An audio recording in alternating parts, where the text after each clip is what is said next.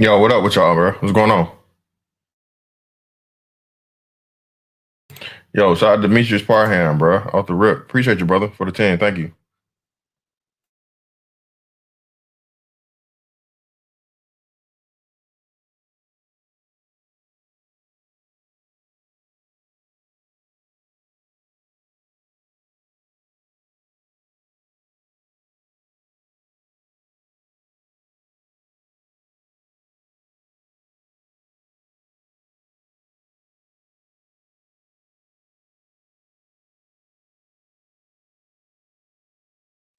Hey, man, make sure I hit the like, bro. Niggas hit me off with the bread, but y'all niggas gonna hit me with the free like. Come on now.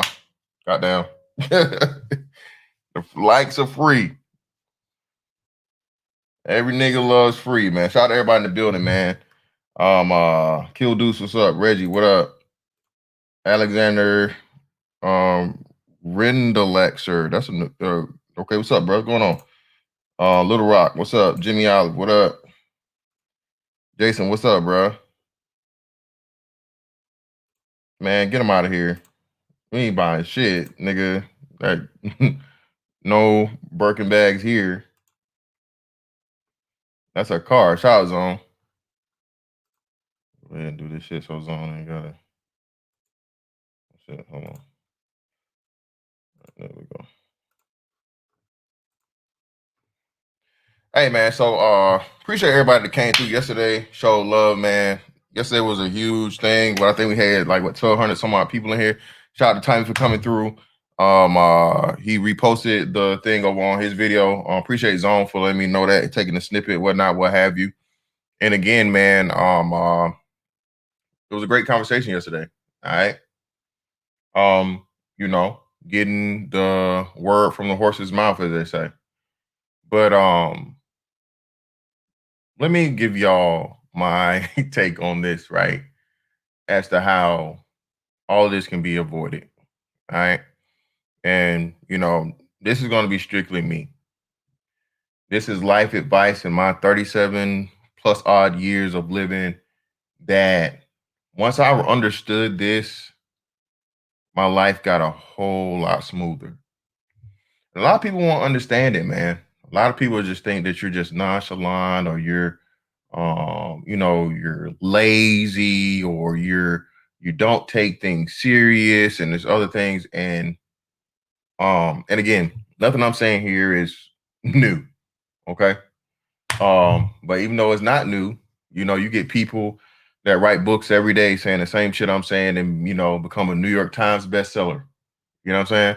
So take it for what it is, and I'll just give you some of my personal life experiences and examples as to how it applies, right?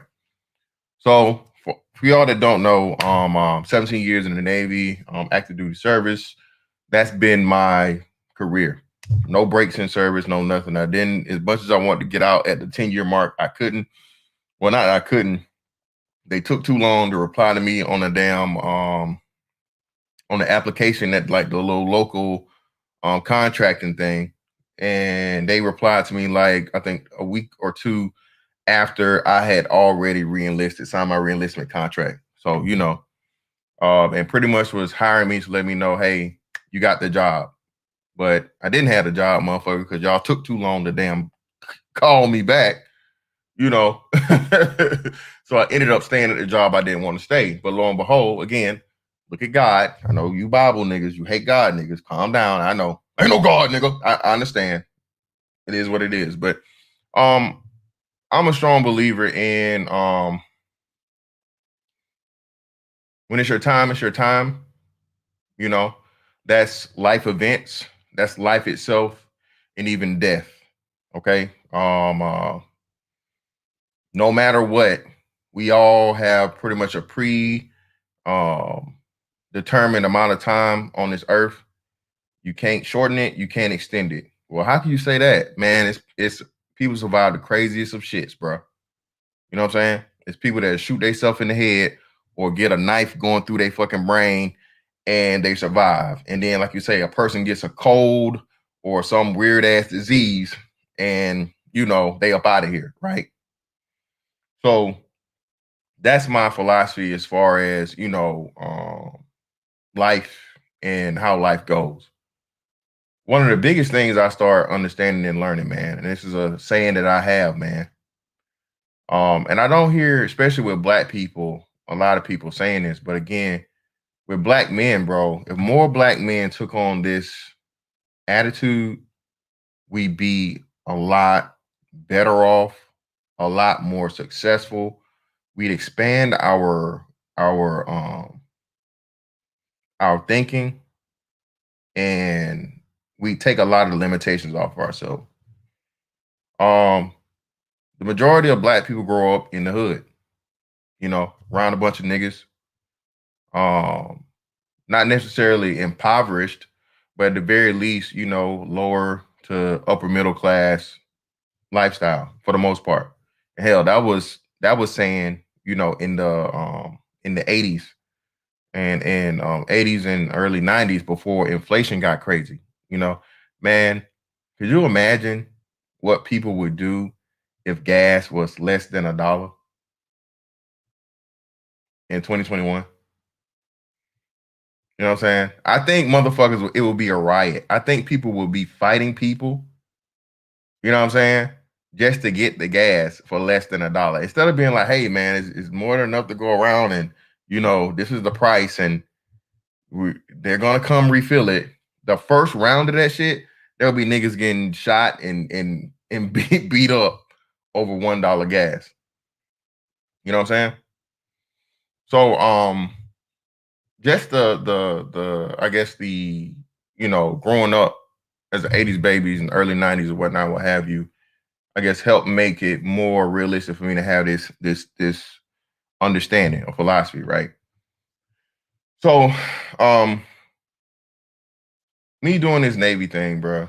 Um a lot of people love to joke me about, oh nigga, you the same rank, nigga. You were E5 in the Navy, 17 years. Again, which is impossible, nigga. Can't do that. Okay. Well, nigga, you make $30,000 in the Navy, 17 years. Again, impossible, nigga. Can't do that. But that just goes to show me that, when people have to lie to try and, um, knock you down, or deplete the aura and the fucking, the impact you have, that just lets you know that they're, for one, they have no integrity, they're childish, they can't be trusted, they're jealous as fuck, and they're not intelligent enough to actually come and have a conversation to disprove you. you know Man, it's funny, bro. Like I said, after yesterday, of course, I had to go ahead and, check myself out, because the stream did what it did. And, put my name in the title, and lo and behold, of course, stuff comes up, this stalker nigga saying this hating nigga saying that, some stalker nigga that's been for over a year talked about me a couple days ago. But I have to do it, because again, if I don't got no haters, I ain't popping, nigga. You know what I'm saying?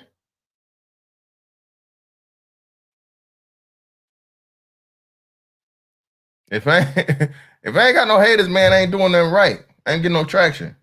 You know? So, niggas lie. And that's cool. But the biggest thing is understanding, man. You can't go out responding to everybody. That shit will drain you. I came through on some at the first beginning on some Marlo, my name is my name shit. And yeah, it was cool and fine. But then you understand, man, niggas take advantage of that shit. And you will literally run yourself crazy and spend all your time responding to niggas if you deal with just, jealous, crab in the barrel, nobody ass, broke ass, failure at 40 ass niggas, or failure at 30, failure at 20. Niggas been trying to do YouTube seriously for 10 plus years. Whatever the category you fall in. And it doesn't take anything but success for you to see the insecurity in niggas. But I digress. Enough of those. Enough of talk of the rubbish. Shout out to Jessica X. Um, so it's been a couple times in my career, man, when people have had like the most utmost and most fucked up fucking opinion about Mr. Fantastic and this, that, and the other, and all this other shit. And I'm doing what I'm supposed to do, not getting in no trouble, whatever the fuck. And you know what it was? It was just simply because not that I was doing what I was supposed to do, is that I was doing what I was supposed to do, but not how they wanted me to do it. I told y'all the story about the fucking street sweeper shit, right? That pissed the motherfucker off. Mad. And a lot of times people don't understand, what a person taking a stand does for everybody after them. You know? If you allow a dick to be a dick is just gonna fuck everything it can. You know what I mean? If you never ever be that person to stand up to a dick, and throughout my 17 years, man, I've gave a whole bunch of motherfuckers impotency around this bitch. Niggas that had the well, I won't say niggas. I didn't really it was a couple, of course. It was a couple of actual niggas. But there's a lot of motherfucking pussy ass fucking dudes, man. That's done had a fucking Viagra prescription because of me. Because I refuse to be whored. You know? Am I saying I done just cuss motherfuckers out and did crazy? Nah, I ain't did none of that shit. Nope. And there's times when I had to just lay it down. Take some shit, man. There's been some times when nigga I done had to, leave out the room with the motherfucking tears running down my eyes. Nigga. How many of y'all niggas done cried them angry tears? You better unclench your fist. Why are you clenching your fist? Don't worry about it. Can I just sign a piece of paper, whatever y'all want me to do, so I can, so we can just go on ahead? Don't worry about it. Roger that. Respectfully. Okay. And again, 17 years, no Captain Mass, no DRBs, no actual fucking reprimand, anything on my record.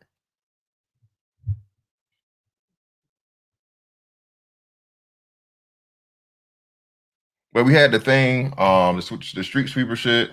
I had the shit where the motherfuckers was going, think they was gonna turn me into the hood nigga that's just around here toting guns and breaking the law and all this other shit. Talking about getting the monkey off my back. And again, bro, it's all about all that shit was in my first year. Airman nobody. AEAR. I hadn't even fucking E1 in the military, and I'm motherfucking pissing off motherfucking E7s and E8s.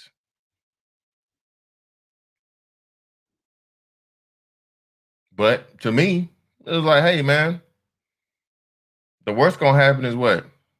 I get in trouble and I go back home. Yeah, that's bad. But is that bad as you motherfucking having my motherfucking nuts in a glass? Take my manhood? Nah. Thinking you gonna whore me? Thinking you gonna do whatever the fuck you wanna do? Nah. Mm-mm. So always stand on principle, man. Stand on your manhood. But understand when you do that, you're gonna take a loss. You can't have it both ways, man. And I think that's what a lot of people don't understand. Certain things when you're doing, especially if it's the righteous, again, let me piss you Bible niggas off again. The righteous path is fucking narrow and lonely, man. Past the chaos and destruction, that shit is wide and everybody's on it. So when you choose to do the right thing, man, you know what I'm saying? This is why you have to adopt the sometimes knowing is its only reward. All right? Sometimes knowing is its own and only reward. Let me say that. Gotta put the own part. A lot of the times, man, if you call yourself a righteous person, you truly are a righteous person, you gotta understand that, man. You don't have to validate yourself. Again, I told you, you gotta become your own fan. You gotta become your own motherfucking coach. You gotta be everything for yourself. You gotta be willing to motherfucking have everybody booing, hollering, talking about your mama, your kids, and everything, saying everything in the motherfucking world to get you off track. And you gotta fucking learn to feed off that shit, bro. True story. My last command, sea duty. Told y'all. Oh, well, let me jump forward. So I go through the thing with the baby moms, right? And the baby moms told y'all, man, put me on child support and fucked all my money up, you know, took amount of money she didn't need. Could have lost my house, car, called a job, lied. You know, I had to fight with the fucking job and learn my rights and be like, hey, all due respect, this is a civil matter. She has nothing to do with this, and this is just, this is hearsay and slander and all these other things. Yeah, I have an ongoing case. Here's the stuff you want to look at public record. Other than that, I really don't want to discuss my personal information with you guys. Listen, like I said, all due respect, legally, I don't and I won't. I don't have to and I won't discuss my ongoing legal matters with you. See, again, man, even in the military thing, we have a rank structure. That don't just mean a motherfucker can say and talk and do anything they want to motherfucking do to you because they outrank you. No. Lawful order. You know what I'm saying? And on everything, again, I'm a grown ass motherfucking man, bro. I'm a man first before anything else. One day this motherfucking uniform gonna come off. Can't do this shit forever. And I'd be damned if I'm gonna die doing this. So one day it will definitely come the fuck off. Shout out to oh shit. Shout out to Deacon Dave. Appreciate you, brother. My BABG shirt came in. There was an extra shirt size small. My son would look nice in that was cool. For one second. Appreciate you, brother. Greatly appreciate you for the support, brother. Appreciate you, man. There's a BABG in you too. Hey man, but I greatly appreciate the support, man. See, I love shit like that, man, for real. You know what I mean? Brothers don't have to, but you guys choose to take your hard-earned money, and not just your hard-earned money, man. More, the most valuable thing that you guys give me is your time, bro. Y'all niggas take 3 hours out of your day. I know some of y'all be working. Y'all need to be in the gym. Y'all be driving in your car. Hell, who knows? I don't want to talk about the other shit y'all niggas might be doing. Listen to Fantastic. All right. So hey, just understand, bro. I don't take it for granted. I appreciate all the support you guys give. But back to that. So yeah, the baby moms thing happened and whatnot, what have you, right? And I got the paperwork. She was playing games with me getting the kids. Went and got the kids, and she got me locked up. Went on the Air Force Base, picked my kids up, had the paperwork to show them, this, that, and the other. Some fucking, I think, a captain in the fucking in the Air Force was like, it was a 03. It's a lieutenant version of a Navy lieutenant, right? I'll say, well, you need to give the kids up. I'm like, no, I don't need to give the kids up. I'm telling you, here's the paperwork showing you that I have custody of the kids. I'm supposed to get them and la la la. I have rights to the children, whatever the fuck. What I should have did was I shouldn't have stopped, but I didn't want to I thought I was doing the right thing. You know what I'm saying? And I didn't want to turn into nothing crazy like the bitch can motherfucking call like an Amber Alert or some shit. Shit was super bad back then, right? So I just stopped by the police precinct on the base, on the Air Force base, let them know, hey, the kids aren't in harm's way, they haven't been kidnapped. Here's my paperwork, la la la, whatever. As soon as I did that, the motherfucker stopped me and, hey man, you gotta get the kids up. I was like, bro, I don't have to get the kids up. I'm sure I'm doing this to do the right thing, so this shit don't get out of hand and don't get crazy. Whatever. Well, if you don't get the kids up, we're gonna have to detain you. Well, okay, well, just detain me. Lock my ass up. I was locked up on that fucking Air Force base for probably like 2-3 hours. And again, because it's military shit, they call my command, and the bitch that was on watch, ran her mouth and just made it seem like, oh, Miss Fantastic is locked up and this and that other. Oh. So of course, next morning I get there, what the fuck? What happened? And this and that and blah. Oh, he's a captain's mask and I'm like, hey, you guys know the fucking details of what's going on here? Because one thing, bro, is in the military, bro, you do not want nobody to know your business. One thing that everybody does, this is not just black people, this is not just women, it's not just anybody, man. Bro, these motherfuckers will gossip their ass off. And like the game of telephone, nigga, it'd be something simple as you got pulled over last night. So, oh yeah, man, he was drunk. He had a DUI. He hit a deer and he ran over a fucking pedestrian in the crosswalk. Huh? So hold on, wait. So wait, the nigga was drunk. He hit a deer, kept driving, and he fucking hit somebody in the crosswalk. Like shit. Look at. Oh, yeah, man. Yeah, telling you, dude. Yeah, it's crazy. Fuck shit bag, man. Piece of shit. Lo and behold, you motherfucking talk to like, damn, nigga, you good? Like, yeah, what the fuck you talking about? Oh, they say you motherfucking hit a deer and ran a nigga over. Huh? The fuck you talking about? Oh man, yeah, man. These niggas out here spreading rumors, man. Somebody here, telling your business, man, and making shit up. She happened to my homeboy. My homeboy got pulled over up here in VA, right? He got pulled over, but this before he got out. And pulled him over. They did a search of the car. He had his pistol on legally or whatever the fuck. And like, they turned this nigga into T.I. They turned him into T.I. before he was even T.I., man. So that's why I keep my shit as personal as possible, man. I definitely know how to fucking shut the fuck up and keep my business my business. You know what I'm saying? That's just people just love to talk shit and make shit up. So the thing that happened when I was on shore duty with the whole getting locked up thing and whatnot, told you it got carried over to my next command because that bitch, that crazy piece of shit bitch that was on watch that took that call, me and her ain't never spoke to each other. We had no beefs, no problems, no nothing, whatever the fuck. What she did is that she left that command, transferred, went to another command.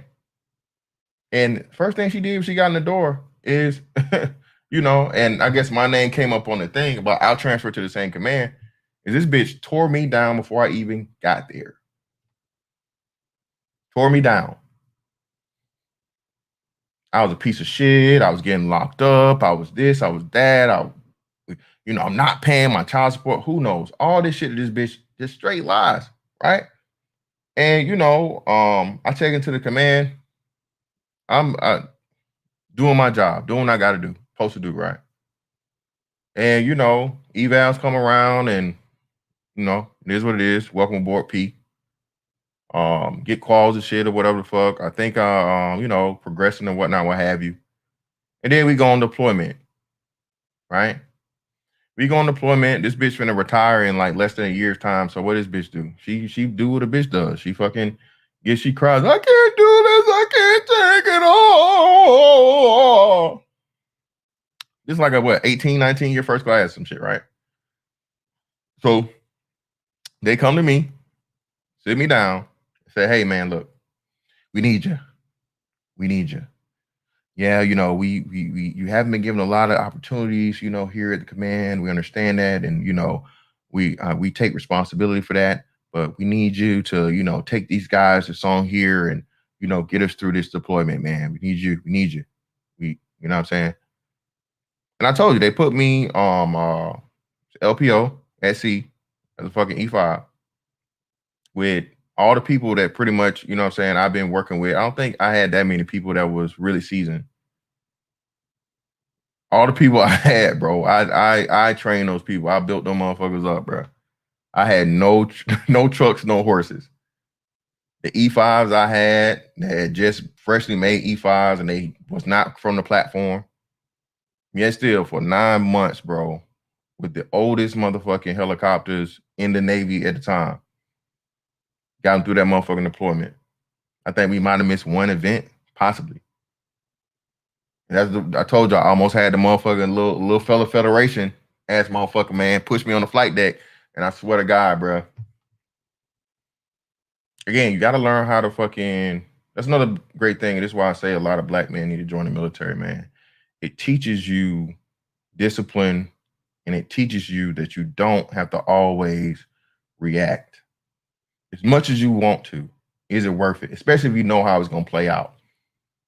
This dude was a chief that pushed me. This motherfucker was every bit of no bullshit. I'm not even joking. Like 5'2", little old motherfucker. 5'2", bro. Remember I told y'all on the gym, that fucking on deployment, nigga, I was lifting weights every day. Talk about strong, nigga. Nigga was strong. And when I tell you I had to catch myself from grabbing this little motherfucker by the fucking float coat and using that motherfucking flight deck as a cheese grater for his motherfucking ass.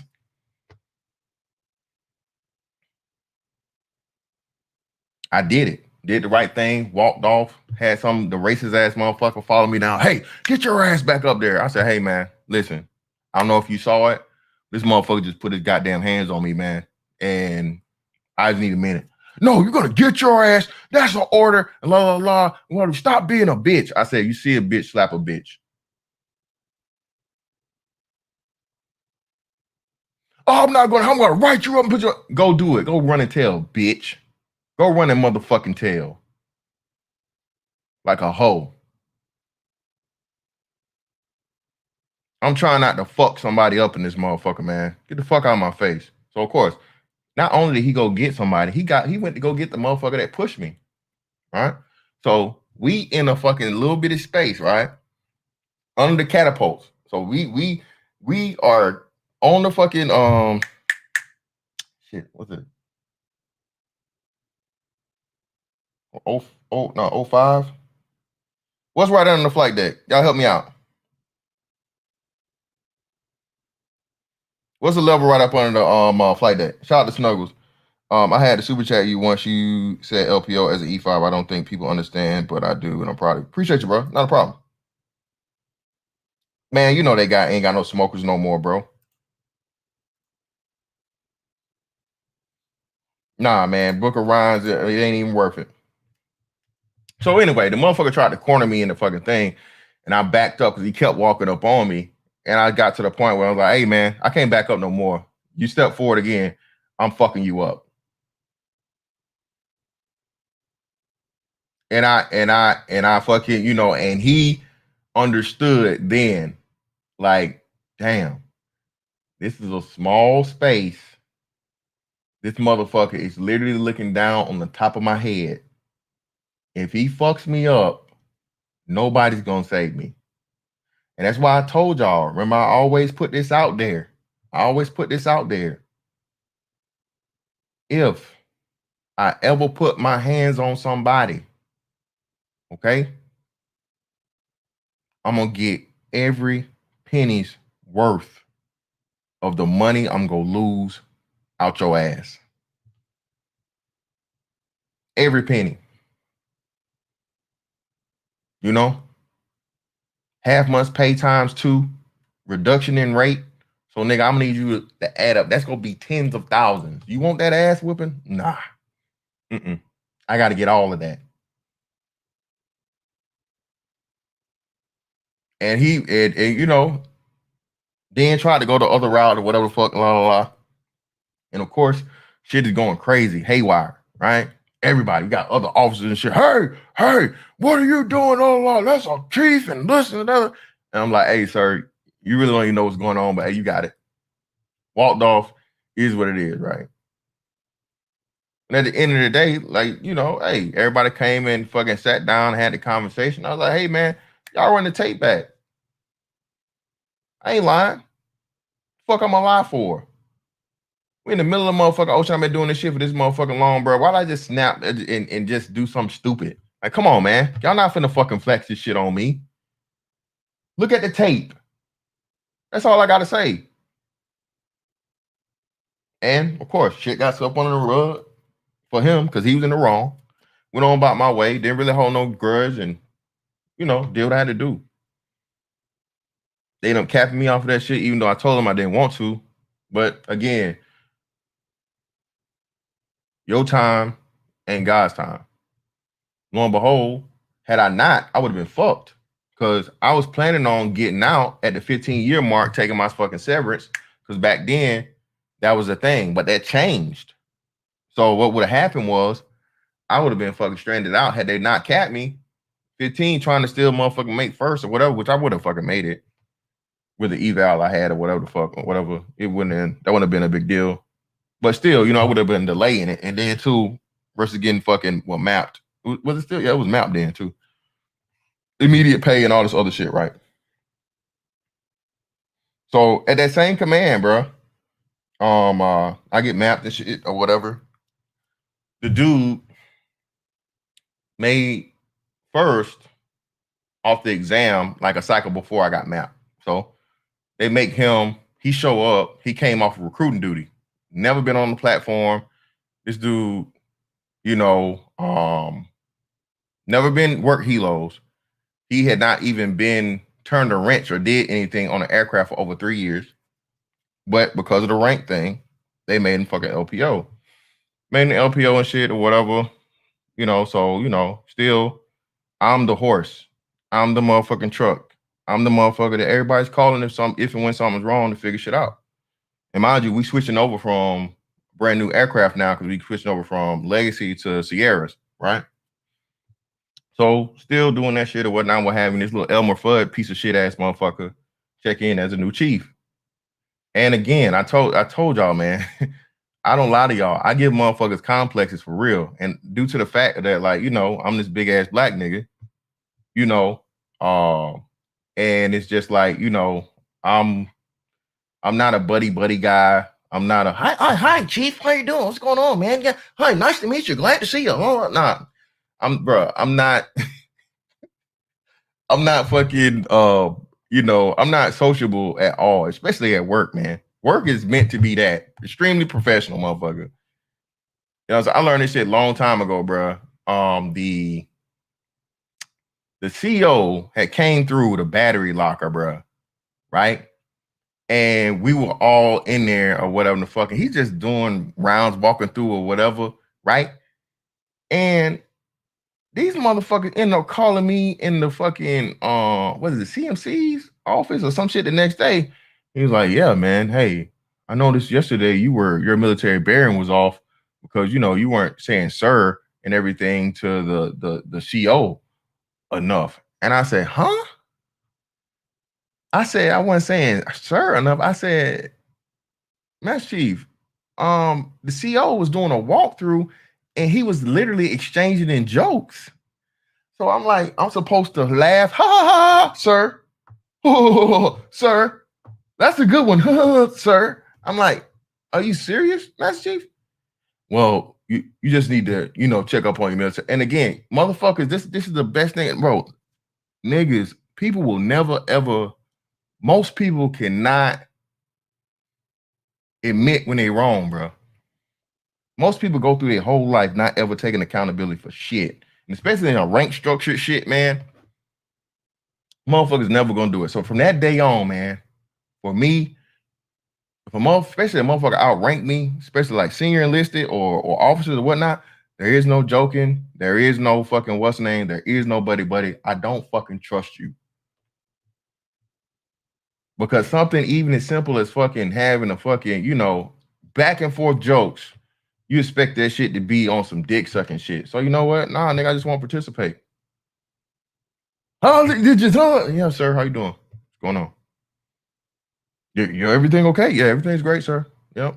Everything's great. Have a good one. I'm out. That's what I just learned, man. And it's really not their fault because again, they so used to people sucking their dick, and it's a lot of motherfuckers that's dick sucking ass dudes that do shit that way. The only way they think that they can fucking, coexist with a person that's, outranks them is kissing their ass. Hey, if it's working for you, it's working for you. That shit just never gonna work for me.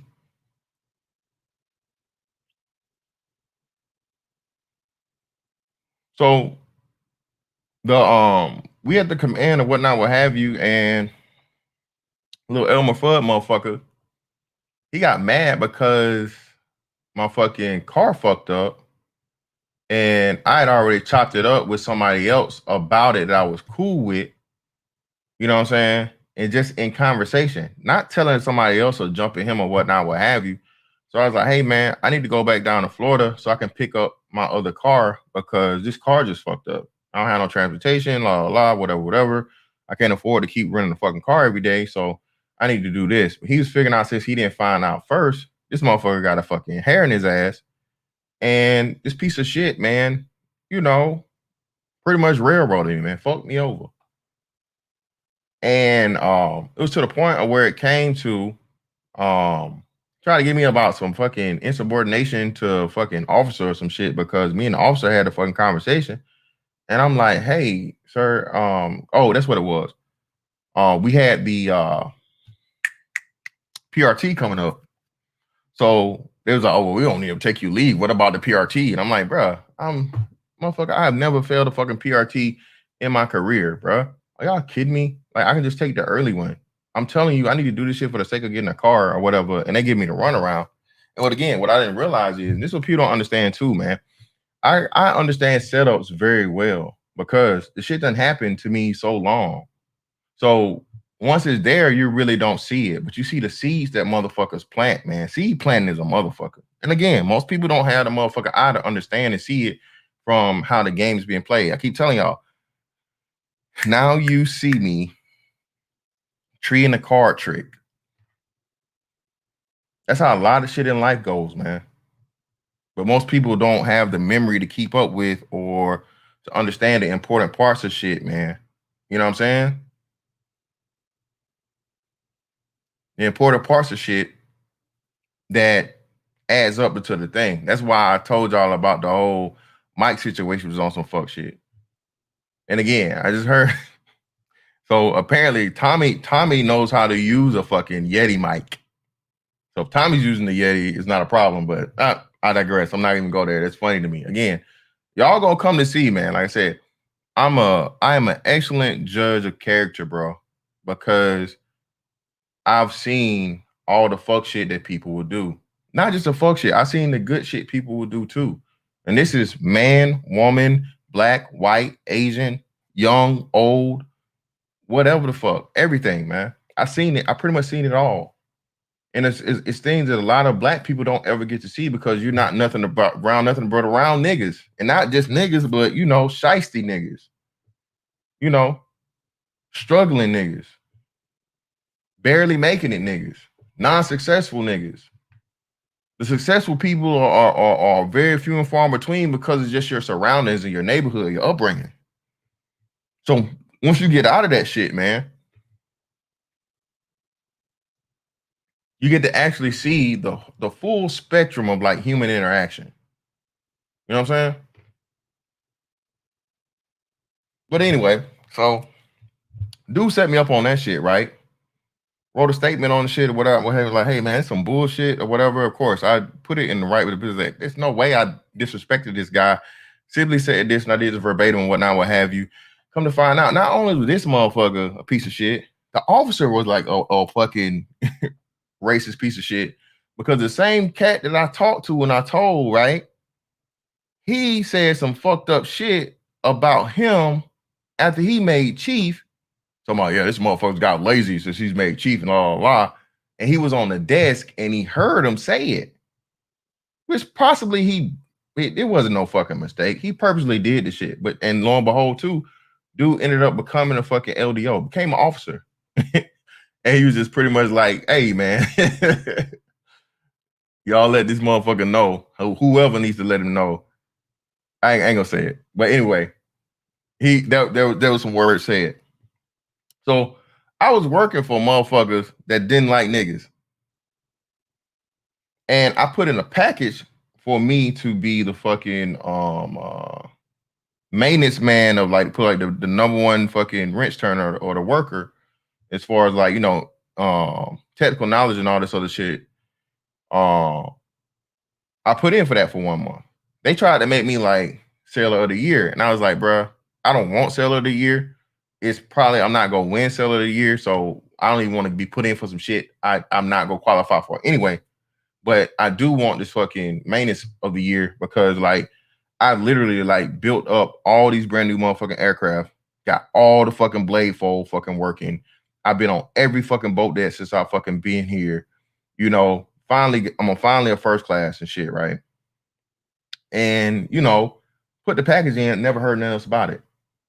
And I asked like probably like 2 months or 3 months later, because it's a quarterly thing. So I'm like, hey, the quarter done passed, and I never got nothing back from the fucking, maintenance man of the quarter thing. Like, yo, what's up? What's going on? Yeah, man, I don't know anything about that. I don't know what happened. You should, just I guess, follow up and see what blah blah. So lo and behold, man, end of the year, right?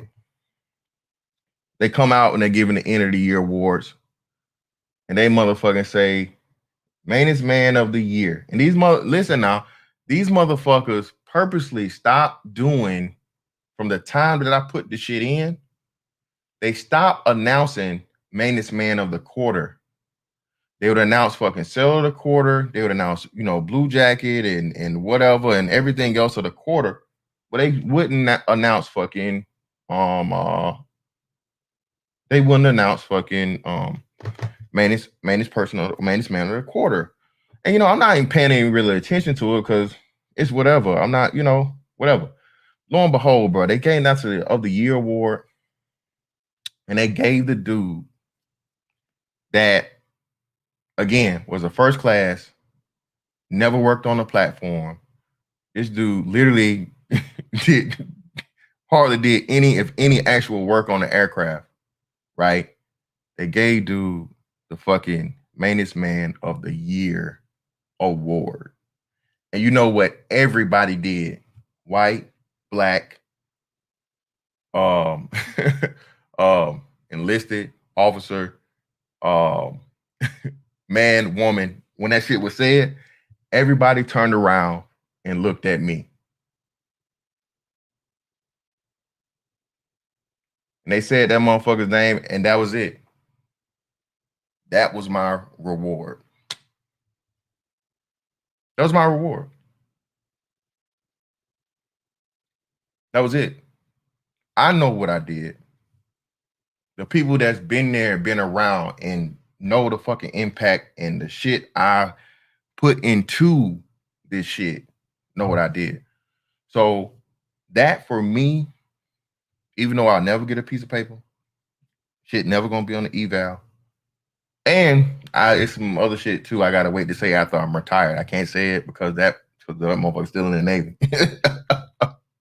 You know what I'm saying? I just know. You know what I'm saying?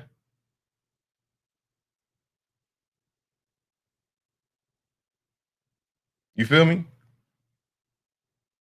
Was it racial? Partially, possibly. But it wasn't as racial as much as it was as, again, I made a little dude feel like a little dude. I intimidated him. I could see it and feel it. So that was his payback. And there's nothing I can do about it.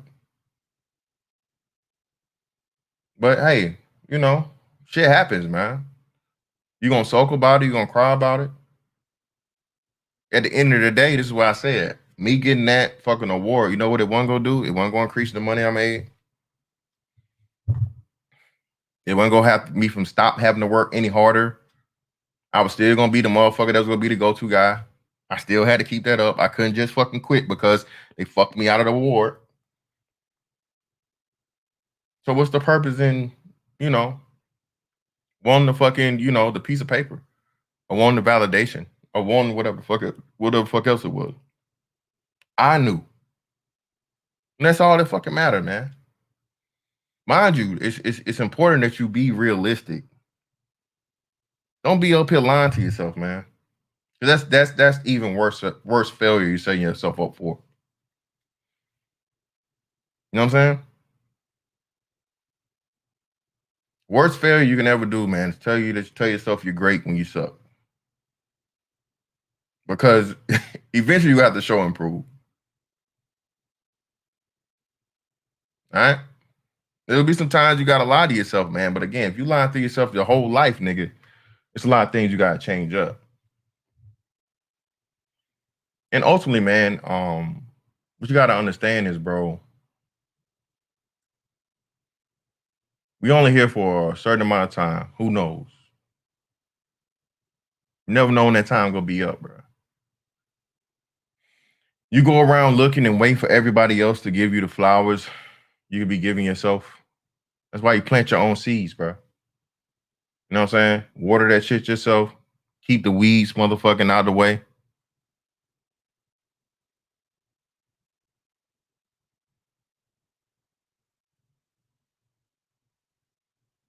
That's your life is your fucking garden, man. And the fruit, what? That's the fruit you're gonna bear.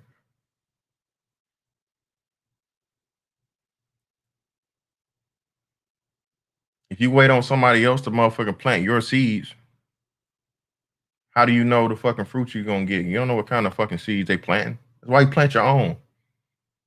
That's why you motherfucking tend to water and do everything motherfucking right, bruh. You know what I'm saying? That silver lining shit, right? Hey, man. The grass is always greener because, hey, because nobody likes to smell their own shit. That's why the grass is always greener on the other side. Shit. Your grass, what? You need fertilizer for grass, right?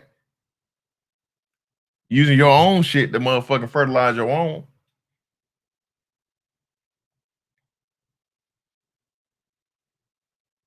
So it's important, bro. You establish a level of fucking confidence in yourself, belief in yourself, and rewarding yourself. Telling you, bro, if you can't motherfucking have a conversation with you, how you gonna talk to somebody else? That's real shit. Telling you, it sound crazy. It sound weird. I ain't saying I got no freezers. No freezers for the bodies. I ain't finna change my hat for you niggas. Motherfucker ozone and turbo out this motherfucker. You know what I mean? Appreciate y'all, man. Appreciate you. Appreciate everybody in the building, man. But the whole thing, man, is ultimately, bro. Let's y'all get up in here. Learn to reward yourself, man. Validate yourself, and just worried about what the fuck you got going on, bruh. A million motherfuckers gonna have a different opinion of you, man. You know, you can get 10 people to see the same motherfucking situation, accident, celebration, or whatever.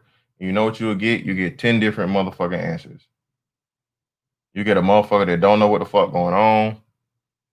You get a motherfucker that know exactly what's going on, but they not with it. They hating. You get a motherfucker that feel like they should be in the place of where you at. That's just life, man. So ultimately, like I say, you got to learn how to be realistic, but have your opinion stand over everybody else's, man. You know what I'm saying? Have your opinion and your validation of yourself, and you keeping that checks and balances on yourself, bro. You know what I mean? Assessing yourself, being realistic to the point of where you don't need everybody else's motherfucking opinion on this shit. Yo, shout out to Aegon in the building, man. Said congrats on the 4K. Appreciate you, brother. Yeah, man. We got 4K, man. You know. What's up, spiritual? What's going on, man? Yeah, I had to jump on this conversation, man. I respect the validation coming from within you. I've been trying to tell people that, you know, oh, it was background. Yeah, I've been trying to tell people that because you got to understand when a man is honest with himself, that's the first thing we have to establish is some kind of honesty. Because some people lie to themselves. So until you establish a sense of honesty about where you are being accountable with the truth, and this is where men use objectivity, based on how they can move in life and what's functional, what works and what doesn't work. And then you can kind of keep that standard. I tell people validating yourself is really still validating yourself by God because God created your conscience. For people who are atheists and they claim they're materialists, you can't say that there's not a difference between you and a person in the graveyard. They're both are made out of atoms, but there's something in you that's not in that person in the graveyard. And so whatever is in you has a standard that you can, reflect and identify things in life. And that standard is what we men should always be using. And we have many things that develop that experience, trial and error, um, just merit, all these things. But in this space, a lot of people want to validate themselves by white people, by women, and all these other outside exogenous influences, but they don't ever validate it by what they know is right. And when you do that, it sets you free. It's the most free thing. I walk around in my life. I'm not worried about what white people are doing. I'm not worried about what women are doing, because guess what? None of them control what I do. I control what I do in terms of the choices I make. Now, are there things I have to deal with? Yeah, but how I deal with them is still a reflection on what I do. No one else is forcing me to do anything. And when you were using your example of how you respond to things, that's what life is. This whole identity thing of people expecting life to be perfect, that never existed. There's never going to be a situation where everything is perfect. So stop looking for outside people to determine what we have to determine for ourselves. All right. The world's never going to just give you anything without taking something from you. So when you ask people or you validate yourselves by other people, you're giving them power to determine things for you that you should be determining for yourself. And that's where all the problems come from. That goes into this victimhood narrative that people want to push. It goes into why men are destroying themselves by worshiping females and what caring about what females think. That's not even our position to even think about. We know what right and wrong is if we're being honest with ourselves. So that is the standard that should always exist.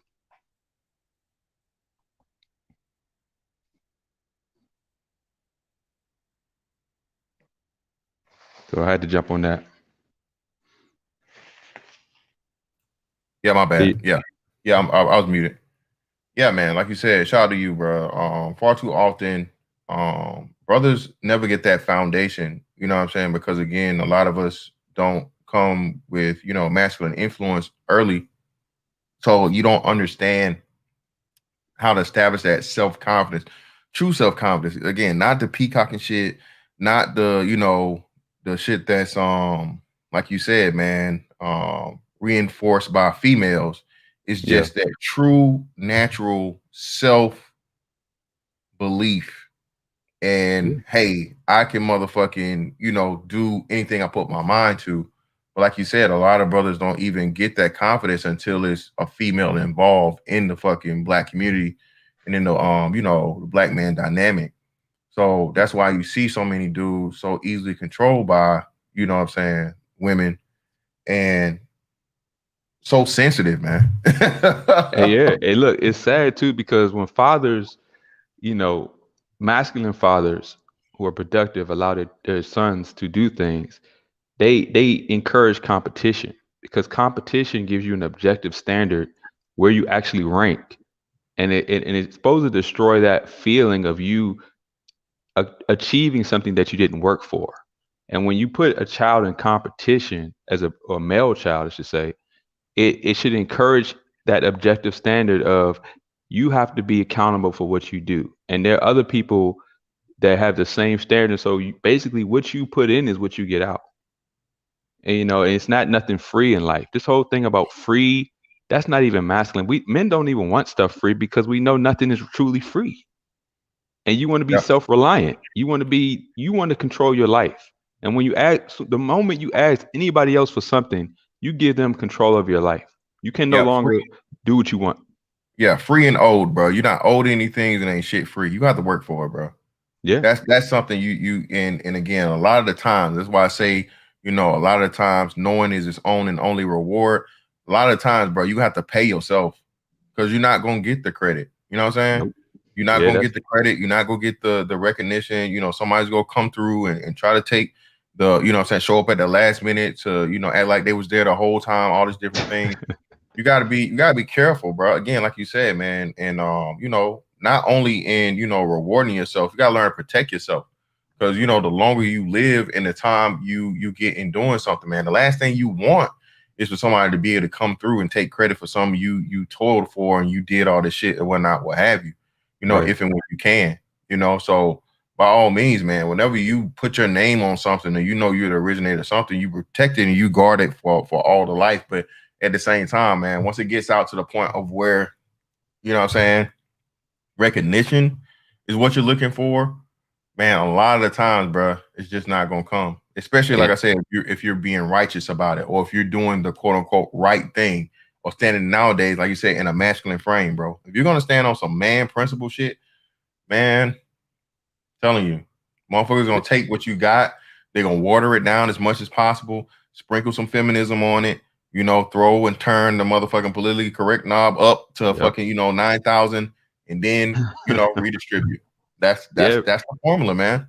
you know, and people gotta be real. It's more thieves out here than honorable people. And what's that old saying? There's no honor among thieves. Exactly. You know, when people are trying to just come up and get over, they're not going. They're purposely moving in deception. They're moving in dishonesty. So you have to, like you said, that standard of honesty has to come from within because people are going to be jaded about their agendas are.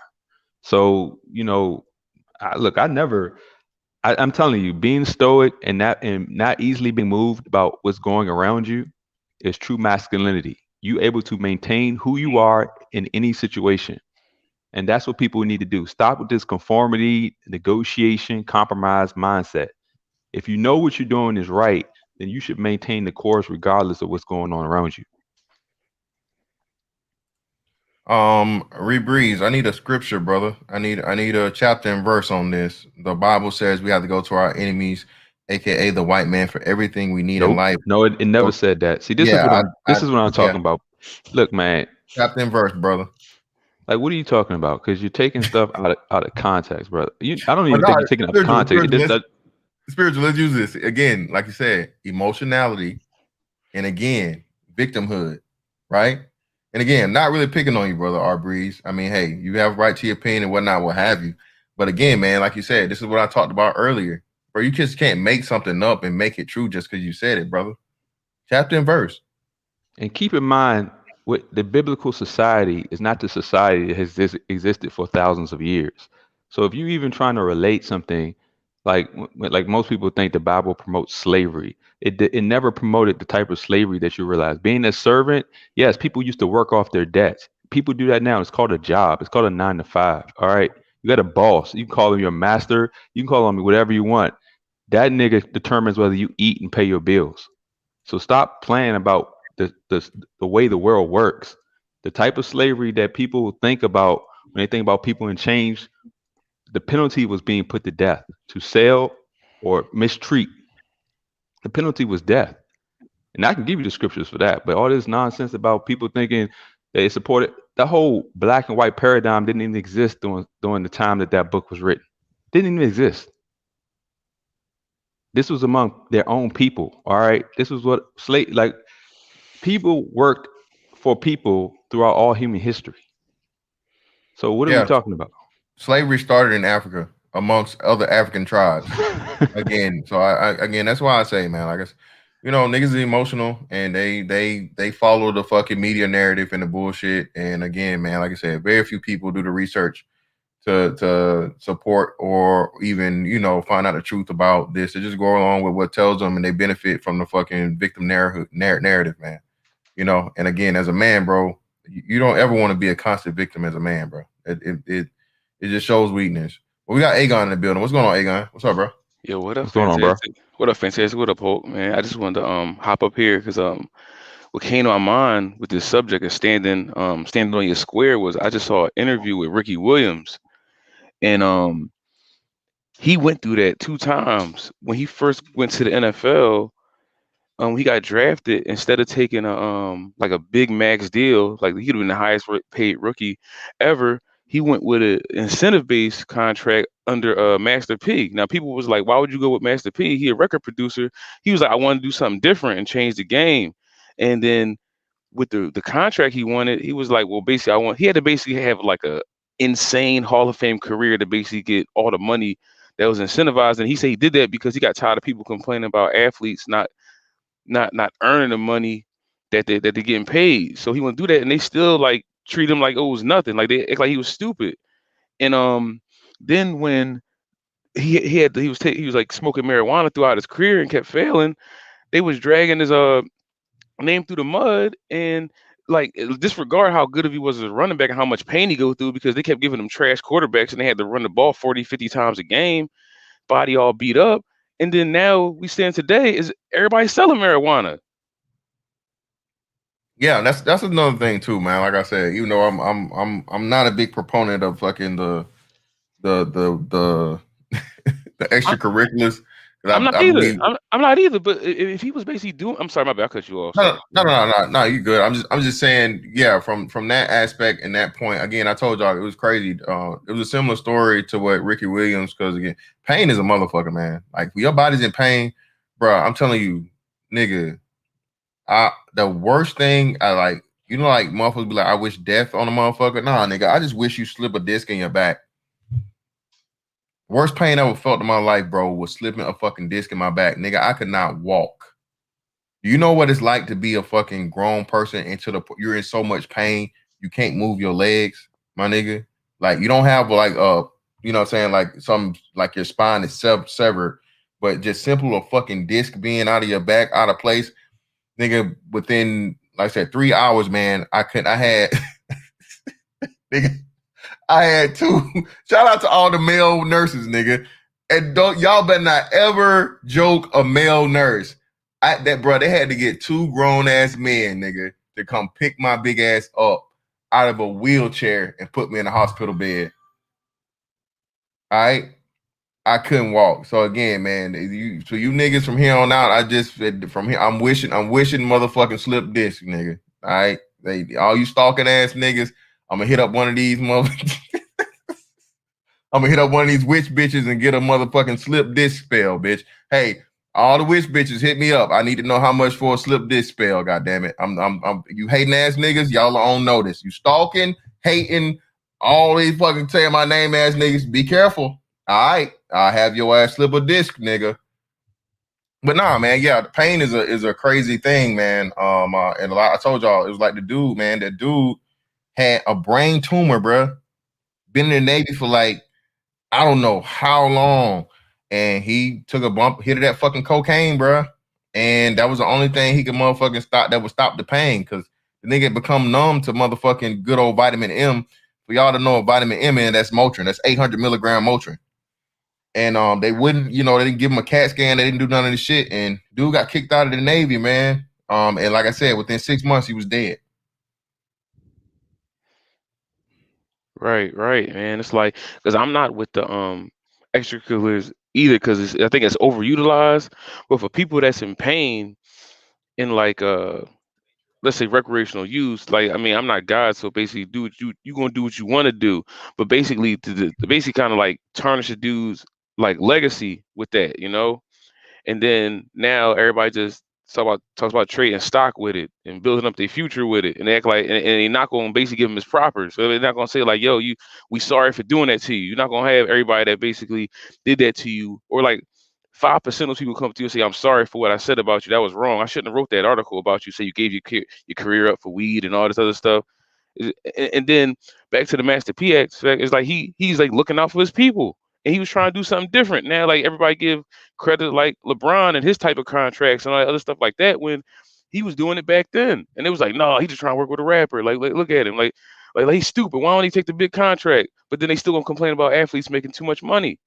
Like you said, that was him giving another black man a chance to try and help get Master P's sports agency up too. Like you said, you know, they're always gonna fucking stop that. Anytime they see black brothers working together, man, that's gonna be a thing they knock out immediately. Shout out to Snuggles for the 5. People don't understand a lot of female nurses get injured because it's a lot of heavy lifting.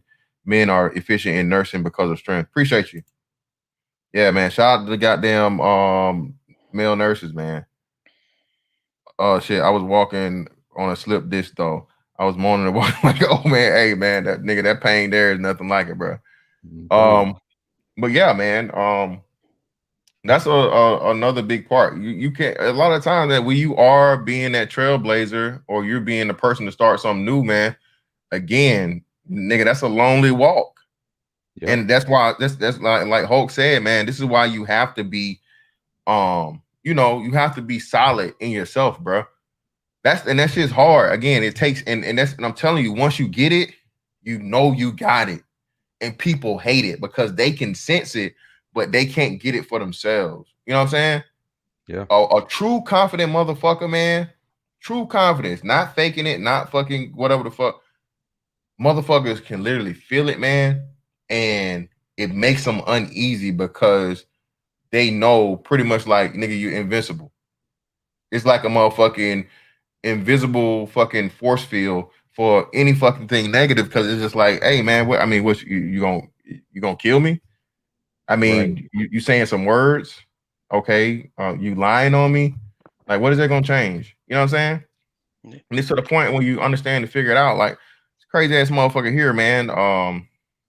Just again, as time goes along, motherfuckers keep repeating the same shit, keep repeating the same shit, keep repeating the same shit until they try and change the story as to where they become the victim and shit. So hey man, you just let them do what the fuck they do. You going about your way. Because again, if you concern yourself with any and everything negative, every lie and shit that a motherfucker told on you, bro, you telling you wouldn't have anything you can fucking do, bro. You have your life will be occupied with everybody else's bullshit.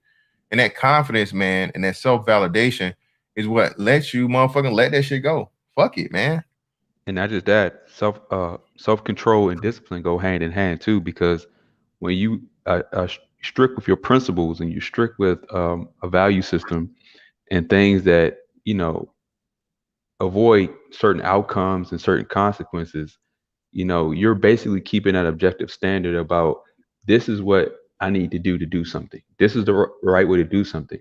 So you're basically relying on, you know, those principles. And this is where a lot of people don't understand. Like, even the word love, the word love is the most taken out of context word ever. I tell people you can't find nothing out in the Bible or anything else where love is an emotion.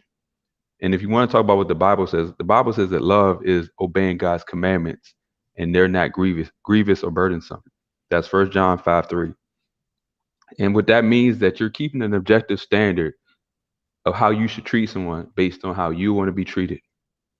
You know, that objective standard is proven by how you complain, it's internal, and by what you know works, but through implementation or rejecting certain principles. And all that is within. You don't need nobody else to tell you how something that you lived or something that you know works. And see, when people say they looking for love, you're looking for validation.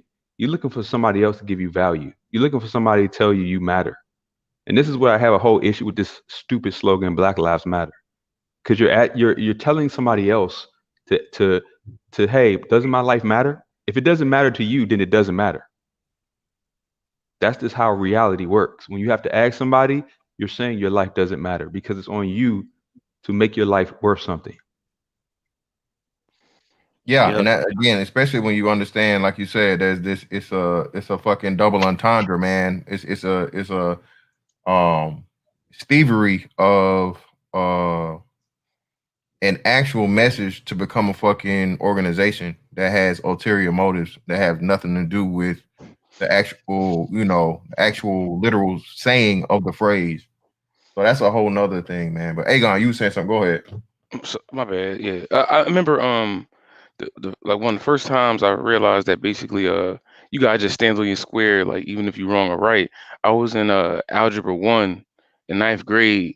Teacher asked me to come to the board to do a problem, and I started to do it, and everybody in the classroom was like, "No, no, no, no! You're doing it wrong! You're doing it wrong! You're doing it wrong!"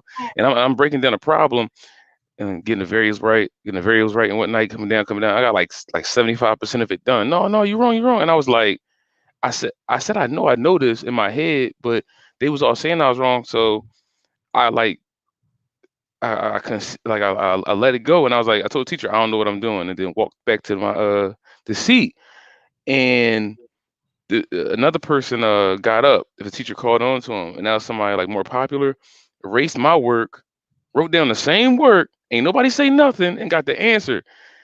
And the teacher and everybody's like, yeah, yeah, yeah. And I was like, and I ain't say nothing. I was like, oh, so this how humans work. Yeah. Oh, yeah.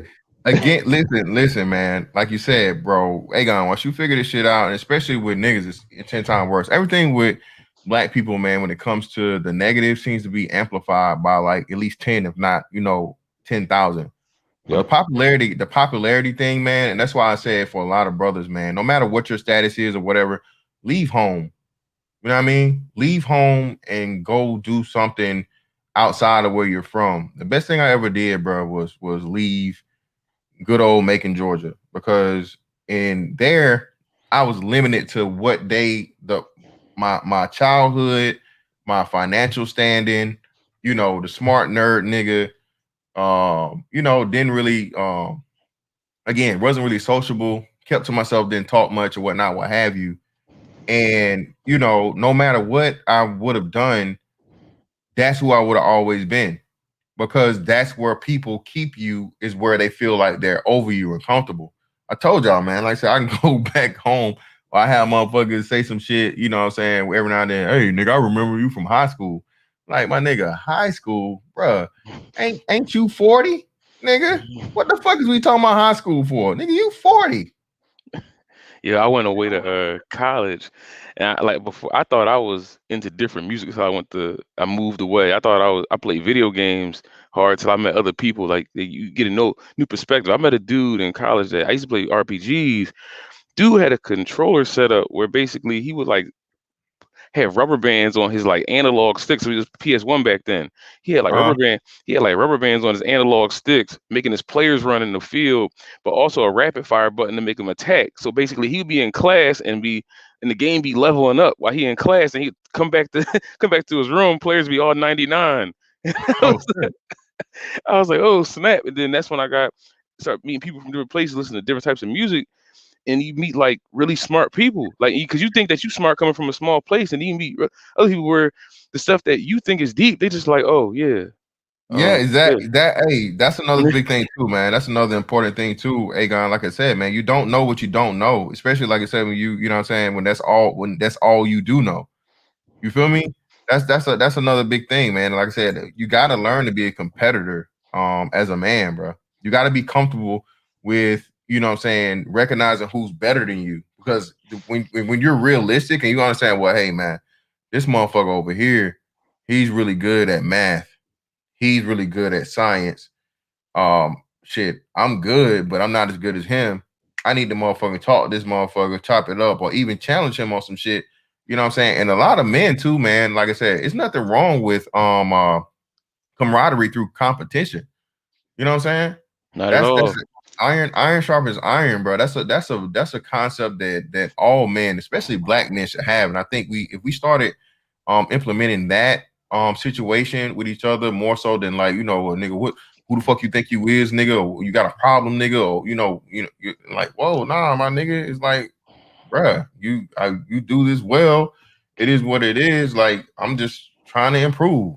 Ain't no Yep. shit that we gotta, worry about, fighting or taking each other's life over some bullshit. But again, that goes because, like Hulk said earlier, you don't have that initial masculine foundation set as to where you can properly assess something and converse like men to get to a point of where everybody wins, or at least both people mutually benefit.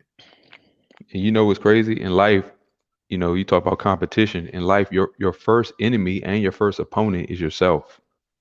And a lot of people don't realize that you have to discover who you are. When you say, get out your, well, we're talking about getting out your comfort zone and leave home. Most men never go through a stage of self-discovery.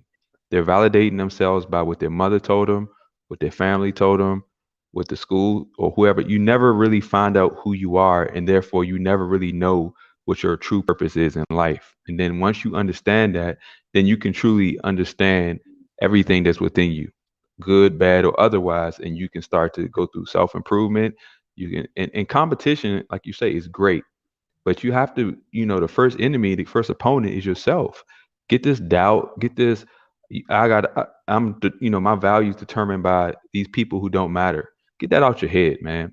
Even when I go to a job interview, I'm confident because I invest in myself. I know who I am, or if I try to do anything, I make sure I'm polished and competent in any objective that I'm going to do.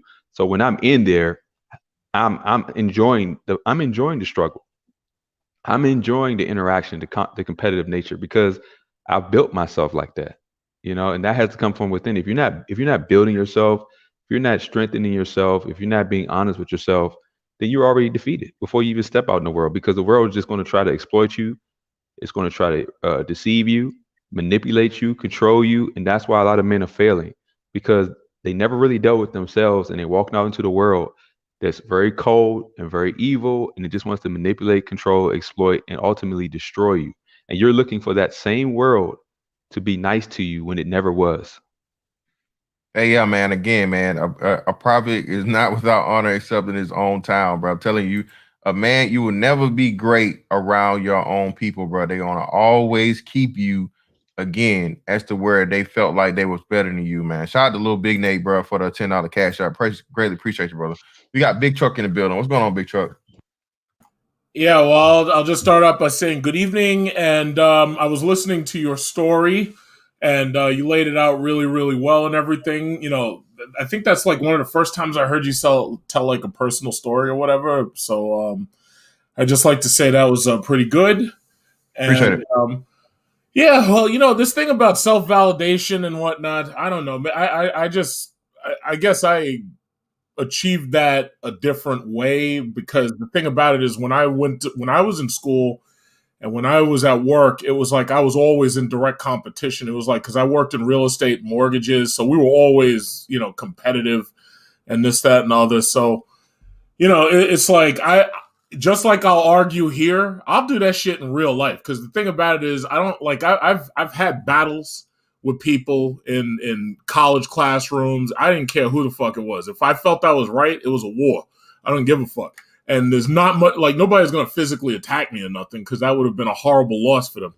But the thing about it was, I got into an argument with an entire class. First of all, I was smarter than most of my teachers, because I was better read than most of them. And I got into a battle with the whole class in a health class one time about whether or not the vagina was an internal organ. And they kept insisting it was an external organ. I kept telling these idiots, I was like, no, it's a fucking internal organ. And you know me, if I believe something, I will fight you to the death about that shit. So I don't let the world validate me. I don't let the world put a number on me, and I don't let anybody label me like some people unlabel me. And I'm like, yeah, you're wrong. You're not putting a label on me. I don't respect your label. Fuck your fucking whole opinion. I don't respect anything you're saying. So my thing is, it's like you in order to get your own self-validation, you have to move away from the advertising. You got to move away from what the world says. I don't care what they say. You get to the point where you just don't give a fuck. I reached that point like when I was 10. And the problem is, yes, you have to obey the law and you have to do what it takes to get ahead. But I approach every single situation as if I'm playing speed chess, and that's just basically it. Like, I'm not afraid to battle it out if I know I'm right. And, if I'm wrong, I'll accept being wrong. But for the most part, if I got to speak out, no, then there must be something to my perspective where I'm saying, listen, this is what it is. Maybe it may not be true 100%, but this is my perspective. And I don't let nobody challenge that shit. If they are, it's a war. Fuck it. It's war. You know what war stands for? Do you know what war stands for? What? War stands for we are right. Period. So when I say war, I say I'm fucking right, and you're gonna fight me to the death before I'll give up the fact that I'm right. And that's what war is. The ultimate battle of ideology. So when you say you were smarter than your teacher, you talking about high school? You know what the problem was? When I was a kid, we actually learned to read back in the 1980s. And like when I was in like fourth and fifth grade. Well, yeah, when I was in fourth and fifth grade, I went to a regular school. We didn't have no internet. We didn't have distractions. So what I would do, and this is personal stories, I would read the entire. My grandparents bought the Encyclopedia Britannica. Encyclopedias. Hey, you know what? Let me tell you this. I know you want to say it. I would sit in the bathroom on the toilet, and I would sit there for fucking 30, 40 minutes, an hour reading the encyclopedia. When I got bored with the encyclopedias, because I had read through all of them, I would steal books out of my uncles who were in college. I would steal their college textbooks. So I knew what sex, I had a full working knowledge of sex before I was 13 years old. I understood a lot of things about physics that nobody knew. So, like, I'd be in a classroom with a teacher and they got to set up the test, the 4th and the 8th grade test. They didn't even understand how to set the shit up. And I was like, no, you got to do this, you got to do this, you got to do this. And I was setting up the fucking test for the teachers. I was getting perfect score. I went through grad school, perfect 4.0. I didn't do as well in college because I was working a job and shit, but I got perfect A's through like grad school. So I was graduated top of my class, and I was in classes nothing but white women, Jewish girls, Asians and shit. I graduated top of my fucking class. So the thing about it is I don't let anybody validate me. It's just like, I could show I got an 850 credit score. What other nigga do you know can show you that they got a fucking 850 credit score? You tell me. I know rich niggas. I know rich basketball niggas that can't say that they got an 850. If you set up a system for me, I'm gonna destroy that shit. And that's just that's just who I am. I'm gonna figure it out and break it. No, and that's crazy because the encyclopedias thing, man. I think that's something that my grandma had the same thing, and I don't even know how the hell she got a whole like you said, A through Z encyclopedia. Same with me. That's back in the day, people would come door to door selling encyclopedia sets. I had children's Britannica, I had adult Britannica. I read all of them shits, all of it, because there was nothing else to do. There was no video games, there was no fucking television, there was no video, there was nothing else to do. But that's what's lost now in these generations because reading from books, because now you're reading the internet, you're reading so many different perspectives. There's no objectivity. But when you read an encyclopedia, even when I read encyclopedias, I tested it. Like when I read about magnetism, first thing I did was read about go get a magnet. When I read about water and the properties of water, I tested it. See, when you're looking at the internet, people just read what they see on the internet. They don't test. They don't do anything for themselves. They just believe it because, they're indoctrinated just to go by feelings. But like when we're showing our age when we go back to where people had encyclopedias and, video games Well, I'm 39. How old are you? I'm 39. Yeah, same. So you're talking about Atari, you're talking about Atari, Nintendo, and even that, it wasn't a big deal like it is now. It was like, you play a few games, but reading was huge because TVs, cable at some age. I remember when cable used to go off. I mean, TV. At night, TV went off at midnight. You used to have the fucking the thing. Right. Yeah, that shit off, nigga. It was a whole different world. It was nothing but infomercials after midnight. It was nothing but like buy $25.99. It was nothing but that shit after then. Yep. And your parents told you to go outside, and you didn't just have the option to do a lot of things. It was like it was a different world. And it was even more so for those who are older, who were born in the 60s and 70s. I mean, it's a different world now. And if you add the lockdown where kids are just in the house and they don't really have encyclopedias, they don't have any book of objectivity to read. They're just going around listening to on social media, listening to people and all this stuff. They're not really reading books. They're more like listening to people. And there are some good people to listen to, but there are also a lot of bad people to listen to. That's exactly right. Because you got to remember, during this entire pandemic, during this entire lockdown, especially when people were home and shit, you had a golden opportunity to do something that, like, you paid attention to things you never paid attention to before. You know what my favorite part of the pandemic was? My favorite part was watching all of these bitches being forced to stay home and parent their children. And that goes for the guys too. But my favorite, because me personally, I'm the type of person, because some of you think, oh, I'm voting for the welfare state. No.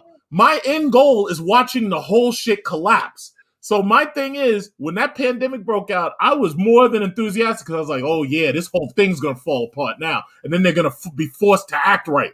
But ultimately, they're trying to climb their way out of it. And it looks like they're never going to be able to get out of it. But my thing is, it's like I enjoyed watching people actually be forced to think on a level that they never been forced to think before because they got so lazy. Like all these women were forced to stay home and be mothers.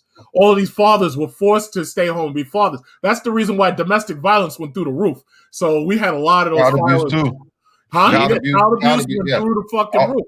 Yes, all the domestic shit went up, man. But see, my thing is, you can't hide it just by ignoring it. You can't hide it by avoiding it. Go ahead. I'm sorry. Yeah, shout out to Don McKee, 90 for the 5. I'll bet that a lot of the information contained in the old encyclopedia is completely different from Google searches. Oh, most definitely, man. Oh A yeah, lot of it yeah. I is don't fake. even But use you know Google. what? I Let me don't just even say use this. Google like that. I use Let, like let me, Brave and I use let me like DuckDuckGo or something like Well, that. let me just say this. The important thing about keeping books now more than ever and keeping even DVDs and VHS tapes is now they can't erase them. All Because day. as you see, I was looking, you know what I was looking at the other day? I was on eBay looking at the Dr. Seuss books. And I'm like, you know what? If I wanted to buy all of those books and keep them shits for my kids, how much would they be? And they were like, okay, it's like $100 and you could buy all the Dr. Seuss books. They're literally trying to get rid of the Dr. Seuss books. Oh yeah, And they banned him, man. They say he's racist and all this other shit. Shout out to Silent Sir for the 20 ball for another dope discussion, big homie. Appreciate you, brother. you know, Appreciate you, I've got Silent Sir. DVDs. I've got old DVDs and VHS tapes. And the beautiful thing about having hard copies, even when it comes to video games, is that nobody can in the future come back and erase them. They can't. Because you've got, it's just like in those movies where you watch and they're talking about burning Bibles and shit and making reading illegal. Yeah, Fahrenheit That's 451, happening 1984. now. All of it's happening again. Like you said, that's, people don't understand this shit, man. Again, and the thing about it is, the sad but funny part about it is they don't understand, bro. This shit has happened before. This Somebody is said, how, and people somebody said they canceled Pepe Le Pew. Well, Pepe Le Pew They technically did. was a rapist, though.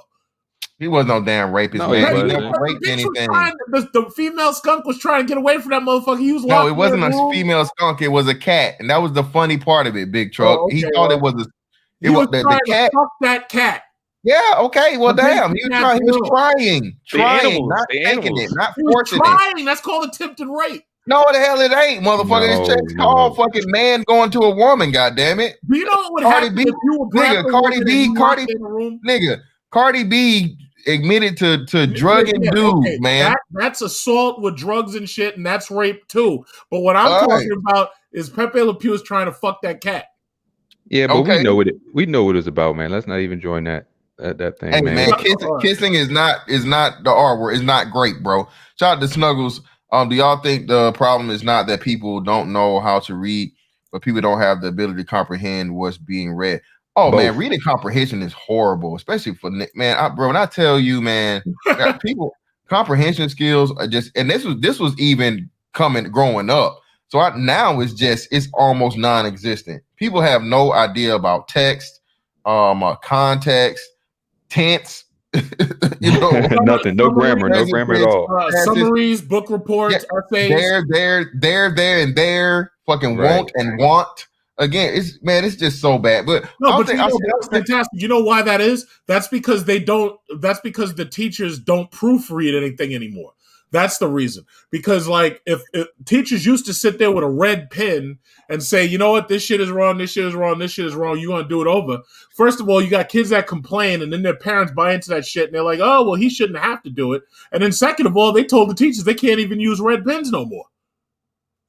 yeah, That's man. Everything, like, people don't even understand. You're literally being led down the fucking idiocracy fucking slaughter, bro. I'm just deliberately lucky being that done. I made it through school. I'm lucky I made it through school in the 80s, and I'm a product of the 80s.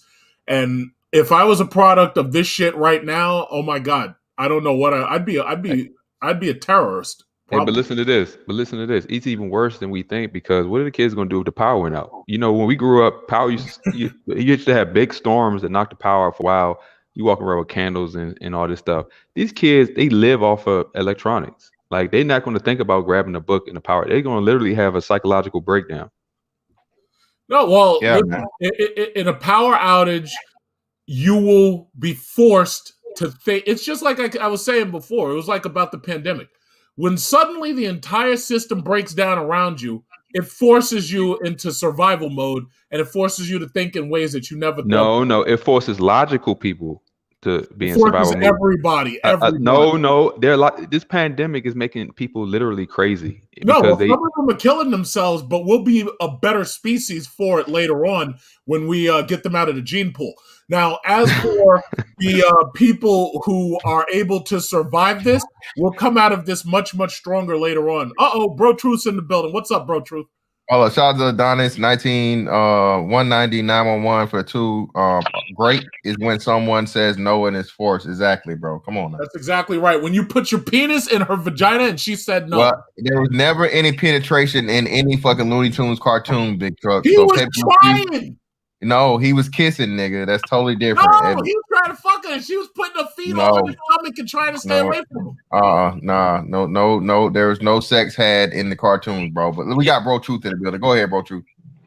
Hey, what's up, man? I like y'all. What's I going like the on? topic, man. I like the way y'all brothers out here building, man. Like real talk. This is definitely a good show here, bro. And I think I can't agree more, bro. Like um having the ability to know when you have grown as a man, to know that the work that you put in is paid off, and having the I wouldn't call it arrogance or anything like that. I would more so call it just the recognition that you have leveled up and rewarding yourself for that. You know what I mean? I think that actually sparks further progress. You know what I mean? Because I think Yeah. you gotta have that, right? You know, you gotta. It's that cycle. You know, it's pretty much that motivation cycle. Everybody has that internally where you get that dopamine hit from receiving a particular reward. Um, but as men, we should engineer our minds to seek that reward through work Yep. instead of leisure, instead of pleasure. You know, Or you begging. can literally. What's that? I said, or begging. Facts are begging. You know what I mean? And I think nothing in my life has been more eye-opening, or there's never been a more apparent um a correction loop than boxing and trading, because you immediately know whether or not you're good. There's no fucking around in the boxing ring. There's no fucking around in trading, because Right. you're going to get that feedback loop immediately. As soon as you step across that damn rope, and as soon as that ring go ding, if you taking more punches than you expected, then guess what? You trash. You fucking hella trash, and you need to go back to the goddamn drawing board. And it's the same thing with trading. Your ass, that fucking bell go off at 9:30 in the morning, and you initiating all these fucking cockamamie trades with no risk management. Guess what? Your account is going to reflect that immediately. If not immediately, within a couple of weeks. It ain't no other activity that I participated in, in my entire life that gives you that immediate humbling feedback loop. And I think we as men, we need that. We need that in order to realize, okay, shit, I'm not as good as I thought I was. Oh, I need to go ahead and, get XYZ figured out. I need to go ahead and, read a few more books, watch a few more courses, do a couple of more exercises. Yeah, working out does that too. You're right. Yeah, man. But for me, like, that feeling of like shit, all this time, I thought my lungs were good, fucking round 3, round 4, and I feel like I'm about to die. You know what I mean? Like, that condition facts, is bro. everything. That condition is everything, bro. It's everything, man. And like Mr. Fantastic say, man, like, hey, man, the ugly truth, man, the ugly truth. But that shit gonna rear his head, bro. It's gonna rear his head. It's gonna be a moment where you have to fucking pass the test. Straight up.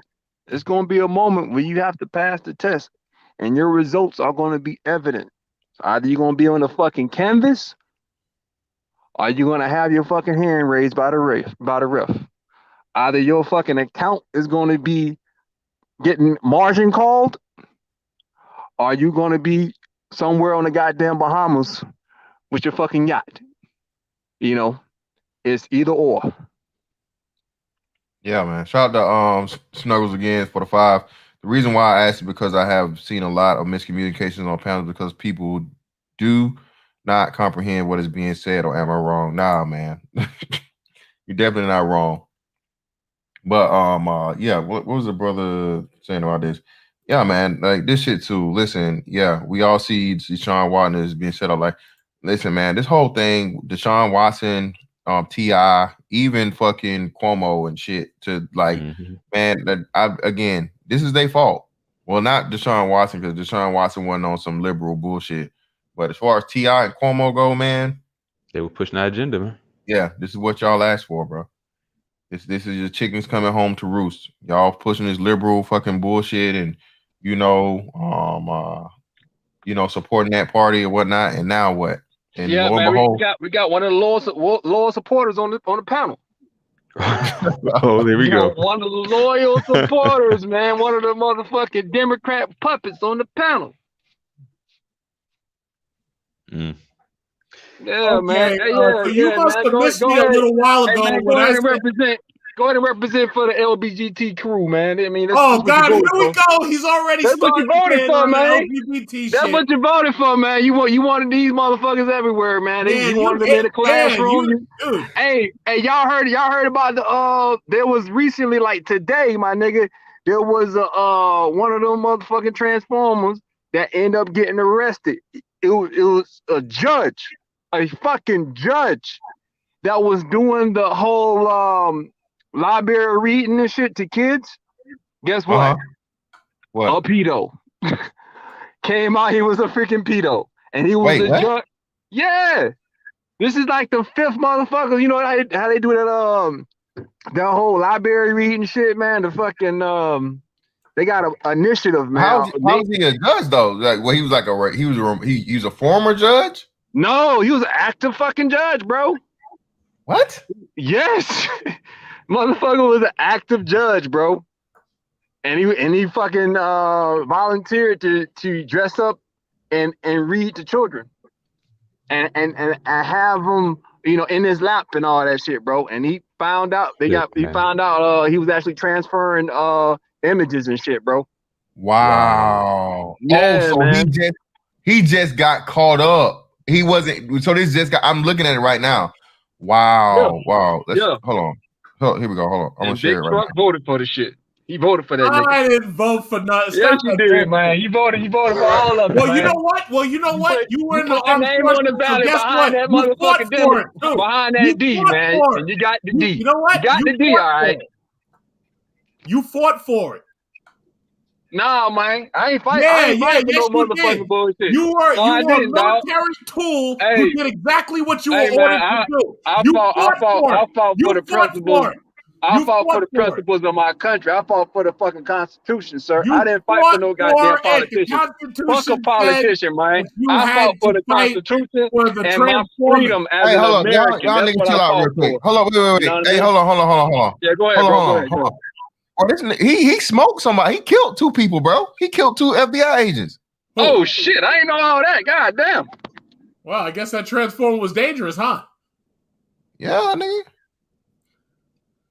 2 agents killed while trying to all right, let's do it. Fair use. Let's do it. Hold on. Oh, you mean when the agents went down into Florida to try to serve that warrant and he shot up those agents? That's the same. That's not the same story, is it? Is it the same story? It sounds like it. It can't be. Those are the last 2 cops that I heard of getting killed. Those are the last 2. Is it Florida? Is it Florida? Yeah. Hold on. Yeah, Sunrise, Florida. Yeah, I know. Bro Truth was only going to be in here 5 minutes before he started talking about LGBT hate. Hey, man, I'm just saying, you got to own that, bro. You got to own it, man. Fuck. I'm not dead. I know, man. I'm saying, you voted for it, bro. You voted for it, man. You want these motherfuckers everywhere, man. Spreading the love around and shit. We're going to move down there next to you. Nah, man. Hey, you in New York, man. You up in the Mecca, man. So hey, You know what I'm gonna do? I'm gonna send them all down there. They're gonna move right into your community, and if you try anything, you go to jail. hey, man. And you might have them Oh, connections man. to do that. You might have them connections. You might be the nigga that have the connections to do that, man. I don't have I any know you connections carry to a lot of do weight in that community, bro. I know Somebody got the feedback. you gonna send them attack dogs on a nigga, man. I know you got that kind of power in that community, bro. You know what I mean? Yo, bro, Truth, you've been here a whole week and a half, and I haven't seen any pictures of Dominican women and wild roosted parties. Because I don't have to motherfucking prove shit to No, none of but you you gotta niggas, keep man. me entertained. I'm not, bro. I'm I'm not a nigga that's on here trying to fucking fly your goddamn guns and bitches, bro. I ain't gotta prove shit to that nigga, dog. I live my life That's the reason in why you have an extremely M240 conservative in fucking fucking Florida, manner, right? bro. I'm extremely conservative. That's And why your that's profile why I you haven't sit even next to a started my machine channel gun. yet, bro. What's that? Dude, right. That's why in your profile you sit next to a machine gun playing Rambo. Right. All right, Exactly. hold on. All right, y'all Precisely. niggas chill out for a second. So, all right, Go ahead, no, man. that story was something different. All right, so Something different. yeah, they was just I just said just attach that video to this story. A Milwaukee judge and former president of the LGBTQ organization that sponsored Drag Queen Story Hour events has been arrested on child pornography charges. Judge Brett Bloom, 38 years old, man, was arrested and charged with 7 counts of child pornography possession.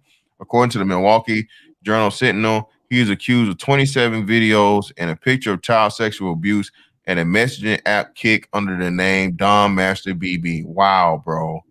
Each count against Bloom carries a minimum with it at minimum sentence of 3 years with the And potential for 15 years with And a get decade. this motherfucker's out on bail, bro. They Well, let this What? motherfucker out. You're allowed to be They out let on this bail. motherfucker out on a signature, bro. On a fucking signature bond, nigga. Like, Wow. shit's insane, It was dog. because it was a nonviolent offense. Man, not violent my No, dick no. off, bro. Like, That shut is up. violent, man. No, Against it's kids. not. Yeah, man. Not Any violent. nigga. Nah, bro. I No, don't give a Not fuck, man. classified You as should have violent. Why standards. would you, like, I see what you're murder? saying. The Big Truck, that's one of the big issues and problems that we have, bro. If you get a gun charge, bro, you're not getting no fucking bail. And that's possession. Possession Yeah, is but a not violent. gun charge is it depends where you are, what state. But here's the thing: they've let a lot of people out of our jails because they had non-violent offenses. Now, if you've got murder, rape, drug, certain levels of drug possession. Oh, we doing this one, y'all. Yeah, they're not Man. letting you out. Nigga, Hey, you nah, had we going- that one black man. You had that black dude about to get locked up behind a baby that wasn't even his. The judge trying to motherfucking throw that nigga behind the clank. Hey, yeah, behind man. the We fucking going all the way in on this one tomorrow, Yeah. bro. Oh, okay. Because I gotta tell y'all something because we had to do extremist training, right? We had to do extremist training, so I'll talk about that tomorrow. But in the whole, LGBTQ and Black Lives Matter. You mean recently? You mean recently in the military? Yeah, bro, that's a mandatory Bro. training. It's got to be completed before April. I think they said April 6th or April 7th. Oh man. So I just did it, and they made exceptions. They made it where you can't be discriminatory because of race, sexual Race, orientation, and all that color, stuff. And I religion, what have you. Gender or sexuality. Didn't I tell you about Yeah. And Title IX that months shit's ago? filtering. That shit's filtering into corporate America too, Of bro. course it Because is. guess what? Everyone in the corporation I work for, these motherfuckers are literally forced to go through implicit bias training. Yeah, exactly. Like you are secret. Everyone is every motherfucker with white skin in any corporation in America right now is immediately a fucking Klansman. Well, I knew fascism was coming for the last 30 years, and now that it's Nigga, finally you voted here- for it, man. You can't say shit No, about yeah, anything. dude, No dude, it was fascism, coming bro. anywhere. You You voted telling for me this shit, implicit nigga. bias training it didn't exist I'm sorry, before man. last year? You're kidding me? hypocritical. You're No, I'm extremely not hypocritical. hypocritical. Yes, you How am are. I If you put your hypocritical? fucking name, Hold on. Or you let put your me say check why- mark behind that hold on, D, hold on, bro, hold on. you Hold get on. the Let D. me just say the reason why I'm not a hypocrite. I'm not How's a that? hypocrite simply because I'm an arsonist. I want to fucking burn the system down. So I'm not hypocritical. You want our country to be fucked over? That's what you're No, saying? the country's fine. The country's made of granite. Granite doesn't burn easily. I'm just talking about the What? people. Yeah, I'm just talking about the connections between certain people who I don't like. I don't understand it. Like, what? I know How do you you? don't How do you? understand it. How do you? All right, I mean, I'll make it please. easier for you. No. Please elaborate. What would be the? No, work it backwards, man. What would be the ultimate outcome in The ultimate outcome is I end up being- grand scheme? No, the ultimate outcome is I end up being president. Get the fuck out of here. Exactly, right? Man, hell no, nigga. Hey, shout out to the Village Artists for the fire, brother. Appreciate you. Good live on Tommy and Kev, bro. Appreciate you, man. The two words you need to know the definition of: enemy, and do you know what enemy means? Enemy or anime? ANOMIE. Do you know what that word means? No, what does that mean? That basically means a person who's become so disconnected with the system that at a certain point they don't give a fuck about it. So it's similar to being an anarchist. Pretty much, yeah. And I already realized that the way this system, the problem with this system is it's designed to protect itself. It's designed to defend itself. The only way to beat it is to let it destroy itself. And Well, basically, the we're problem- inching towards No, that. the problem with the system is that it's corruption, man. That's what I'm saying. It's so corrupt until it can't be changed. It Yeah. needs to.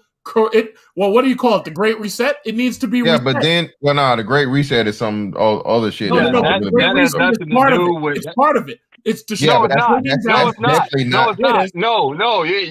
You see, you're confusing different ideologies, bro. The Great Reset is actually about consolidation of control. Globalism.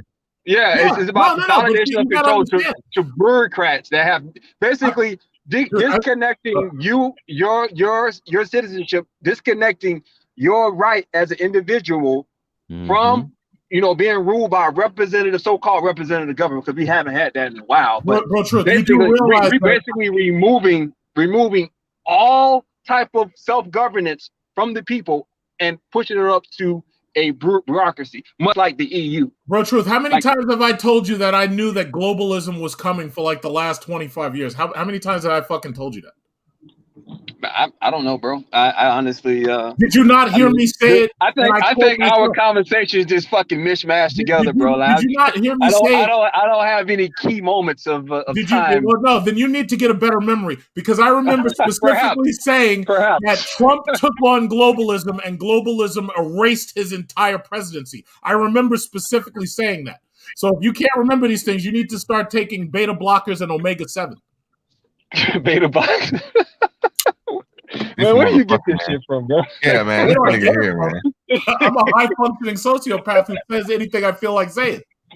We know. That's a Bismarcky impersonator on Saturdays and Sundays. Yeah, well, I'm not that good at rapping. I'm not waiting very on good that at rapping. motherfucking beatbox to come through, nigga. You know, straight up, nigga. Yeah, see, the problem is, bro, truth, you're fighting for a system that you believe in, and I'm trying to tear it No, down. I'm not fighting for a system that I believe in. I'm fighting for the betterment of people. I'm fighting for the you're not. betterment. What you mean? You got No, a I'm fucking profile picture I'm of not. military Listen, industrial bro. complex. I'm not some fucking idealistic fucking, out here with a fucking Captain American outfit on, thinking that America is the greatest country on earth, and the people are worth saving. No, I'm not. I'm a realist. I'm a fucking thoroughbred realist, bro. But for me to be like, I want to see the world burn, bro, that's fucking stupid. But let me You tell you know something what I about big trucks. I Let me say something about big truck. truck. Hold on, big truck. Let me say something about your the fallacy in what you're saying about you want Okay, to go burn the ahead. system down. Try me. Go ahead. The issue is that's exactly what the plan is: order out of chaos, problem, reaction, Yep. solution. They're trying to get you to beg for your own oppression through help and peace and safety. That's the goal, man. I'm not begging. So when they tear down this system, there's a worse, more oppressive system waiting to replace it. Really? What's it like? Explain it. You ain't gonna have no rights. And We don't it's have gonna be fucking rights zero. now. What are you talking about? Well, You no, have- the thing is, they're literally getting rid of the Constitution, any semblance of human rights. The country that we live in is the only country in the history of mankind that actually recognizes individual rights, bro. God-given rights. And even if you don't believe in God, everyone in this country has the ability to do what they will, so long as it does not fucking, interfere with someone else's rights and freedoms. Hey, You you remember literally can do Demolition Man? anything. Was that? Y'all remember that movie Demolition Man? Where I you couldn't remember curse. it extraordinarily well. Yes. You couldn't curse, and every time you curse, you got fined, and the police was on you, couldn't move. That's exactly what it is. Technology, globalism, AI, automation, all of this is going to have us in this prison world. And only, I mean, and if you already look at it, look this up, Mr. Fantastic. The federal government, Joe Biden's administration, is already talking about implementing a federal credit system. Yeah, Okay. because the dollar ain't going to be this- worth shit in a couple of years. No. This is actual replacing credit, like TransUnion and Equifax and Experian. Yeah, all right. exactly. Experian. So the Joe Biden administration is literally talking about implementing a federal credit system. What does that mean? That What means does that that all mean of these exactly? people This right is now going to who be have this is going to be shitty credit- synonymous. This is going to be synonymous with the Sesame credit system over in China, Bro, where Truth, you literally you know. have a credit system based off of your behavior as a citizen. Where the Yeah, now, bro, government Truth, understand curtails something. your behavior, because if you don't fucking kneel to the government's wishes, then your ass cannot get a fucking job. You can't get an apartment. No store will sell to your ass. Your credit is shot, and it's not just credit to go purchase a car, credit to go get a credit card. No, this is your social credit as a citizen. Bro, Truth, And you they don't, associate that. you don't see the bigger picture on this. First of all, do you realize that because of the student loans and because of the last two economic crises, you've got at least 40 to 50 million people who are not going to be part of the economic system beyond just giving back their money straight to the economy. They can't buy cars. They can't buy houses. I have an 850 credit score.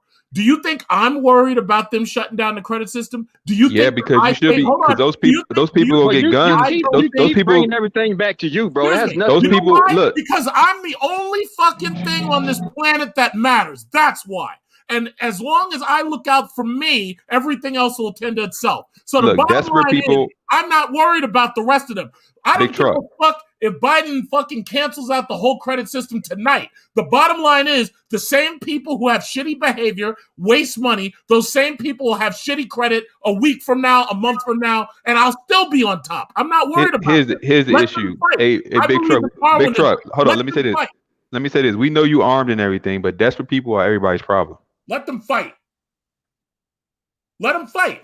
You know what Darwinism is? Two sides come together, they fight, one of them loses, and the other side maintains dominance and grows into a better species. Let them fight. I'm not happy with what I see, and I realize that it has to destroy itself. But the piece you're missing is that your adversary is the government. It's not really the average person. And you're not going to win. My adversary is every motherfucker on the road and everybody around me who might have a target on my back. Everybody's my enemy. Period. Super individualisms. Super individualism. There you go. Until a revolution starts. Until a revolution starts, you got to clan up. Drive at 100 miles an hour everywhere I go, but because of them, I have to slow down. Fuck them. And there you go. I mean, like, can I ask someone? Can I ask them something fantastic? Yeah, my bad, man. Go ahead. Like, okay, so what happens when the money doesn't mean anything anymore?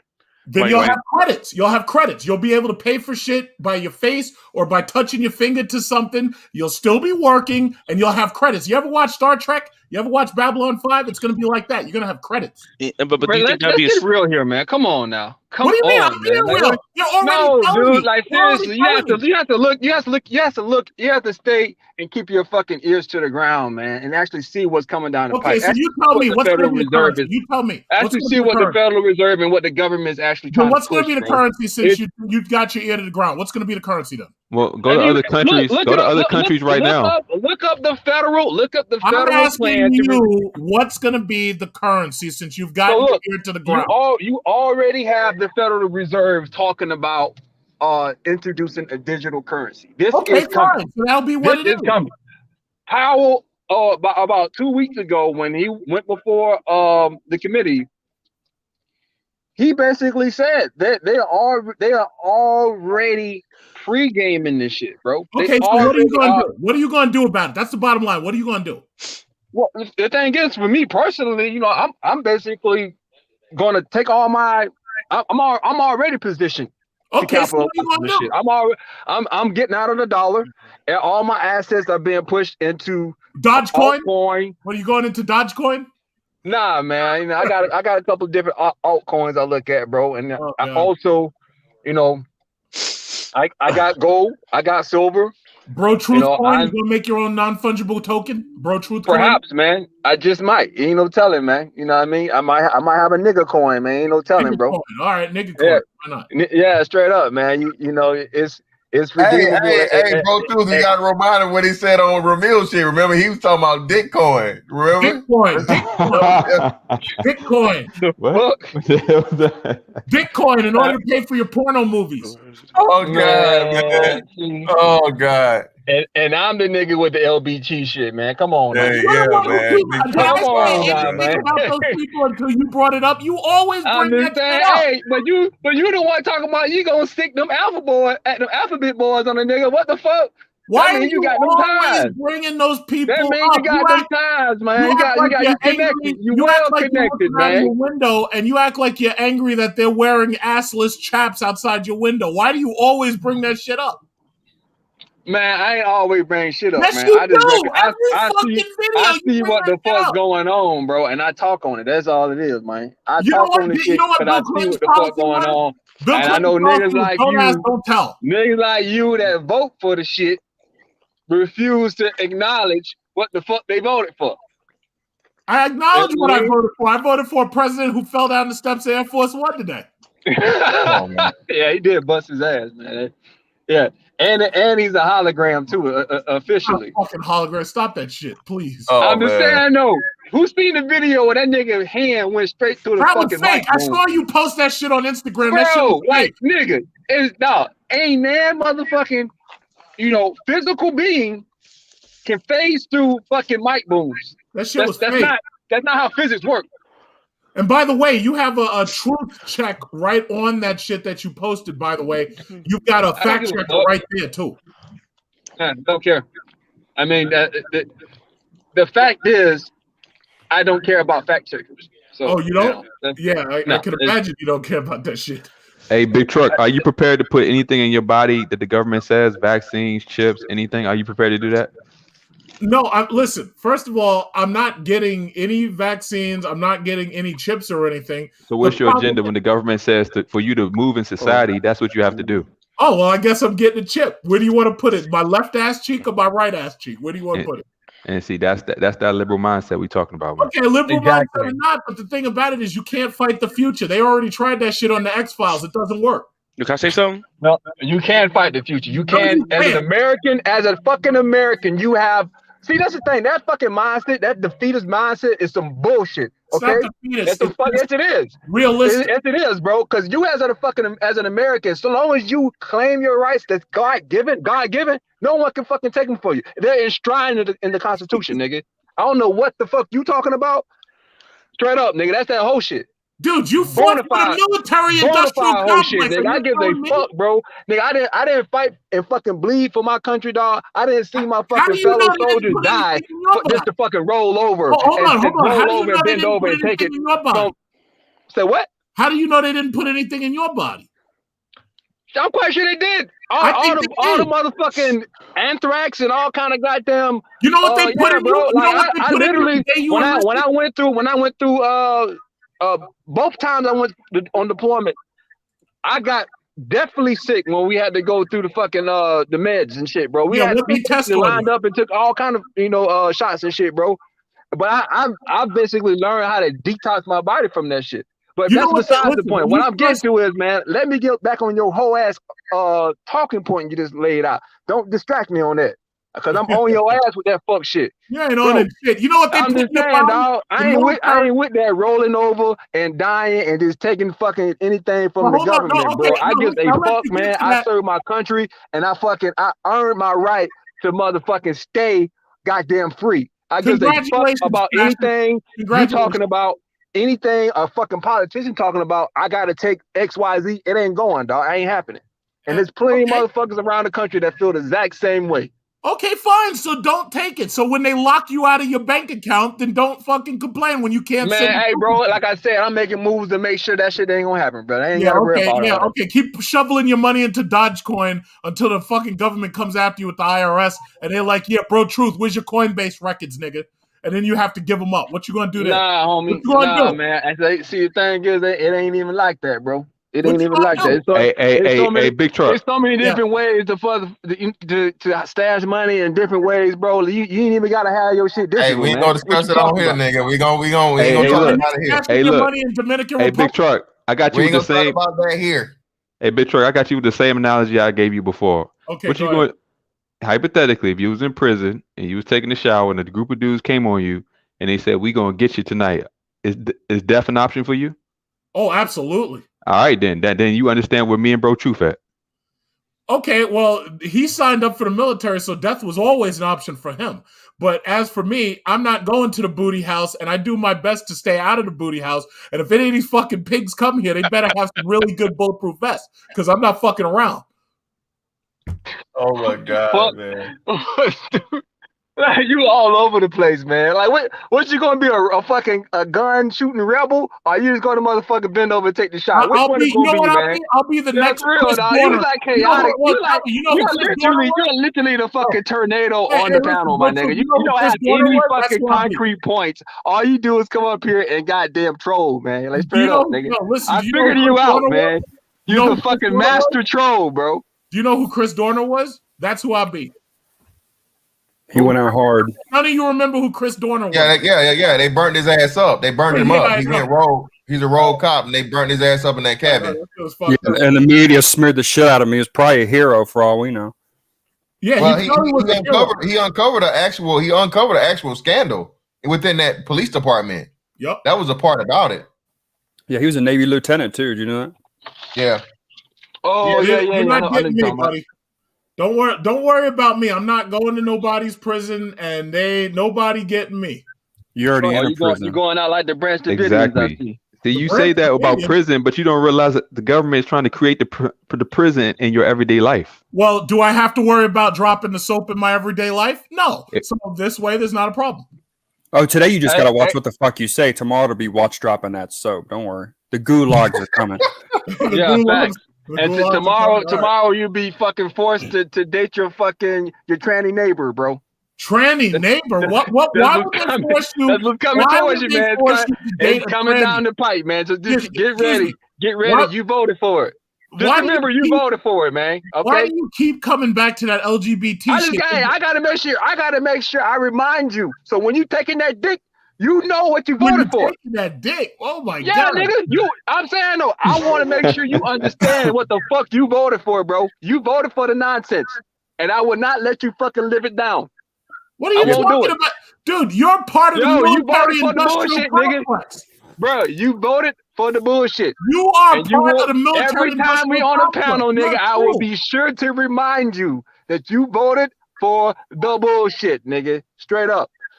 Yeah, if my you fell God. for that shit, man, that's pretty sad, man. Jesus Christ. Dude, you're a tool, man. You're a tool of the government. I Hey can't. man, I'm finna run into the store right quick, man. If y'all boys What still are you running, gonna buy? man, What are you gonna buy? Some I'll KY hop back jelly? on, bro.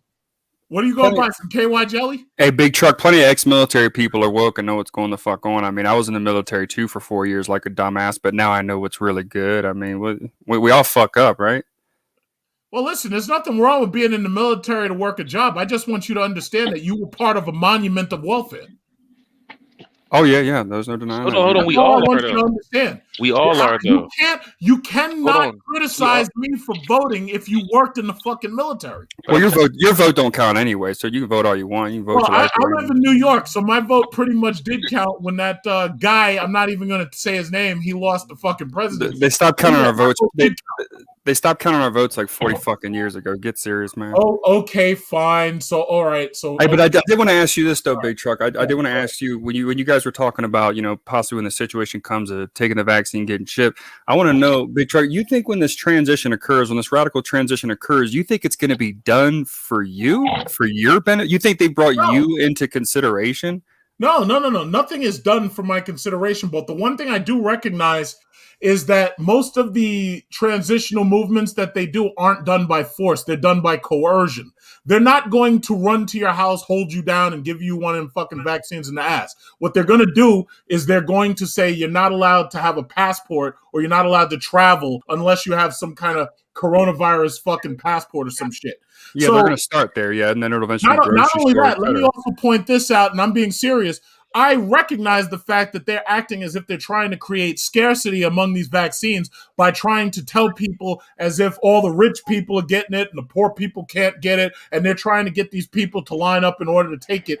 I haven't taken one yet, and I have no intention of taking it unless I'm absolutely 100% forced and there's nothing I can do. So when it comes time for me to renew my passport, because I travel annually overseas to other countries for months at a time, if I have to do it and I have no choice, then I may have to just do it. But at least I'll have sat back long enough to watch everybody else and see whether or not it killed them or whether or not they had any allergic reaction. Hey, I can game it like that. Why would we But wait Big to that Truck- point when instead we could all fucking try to unite somewhat and fucking push back?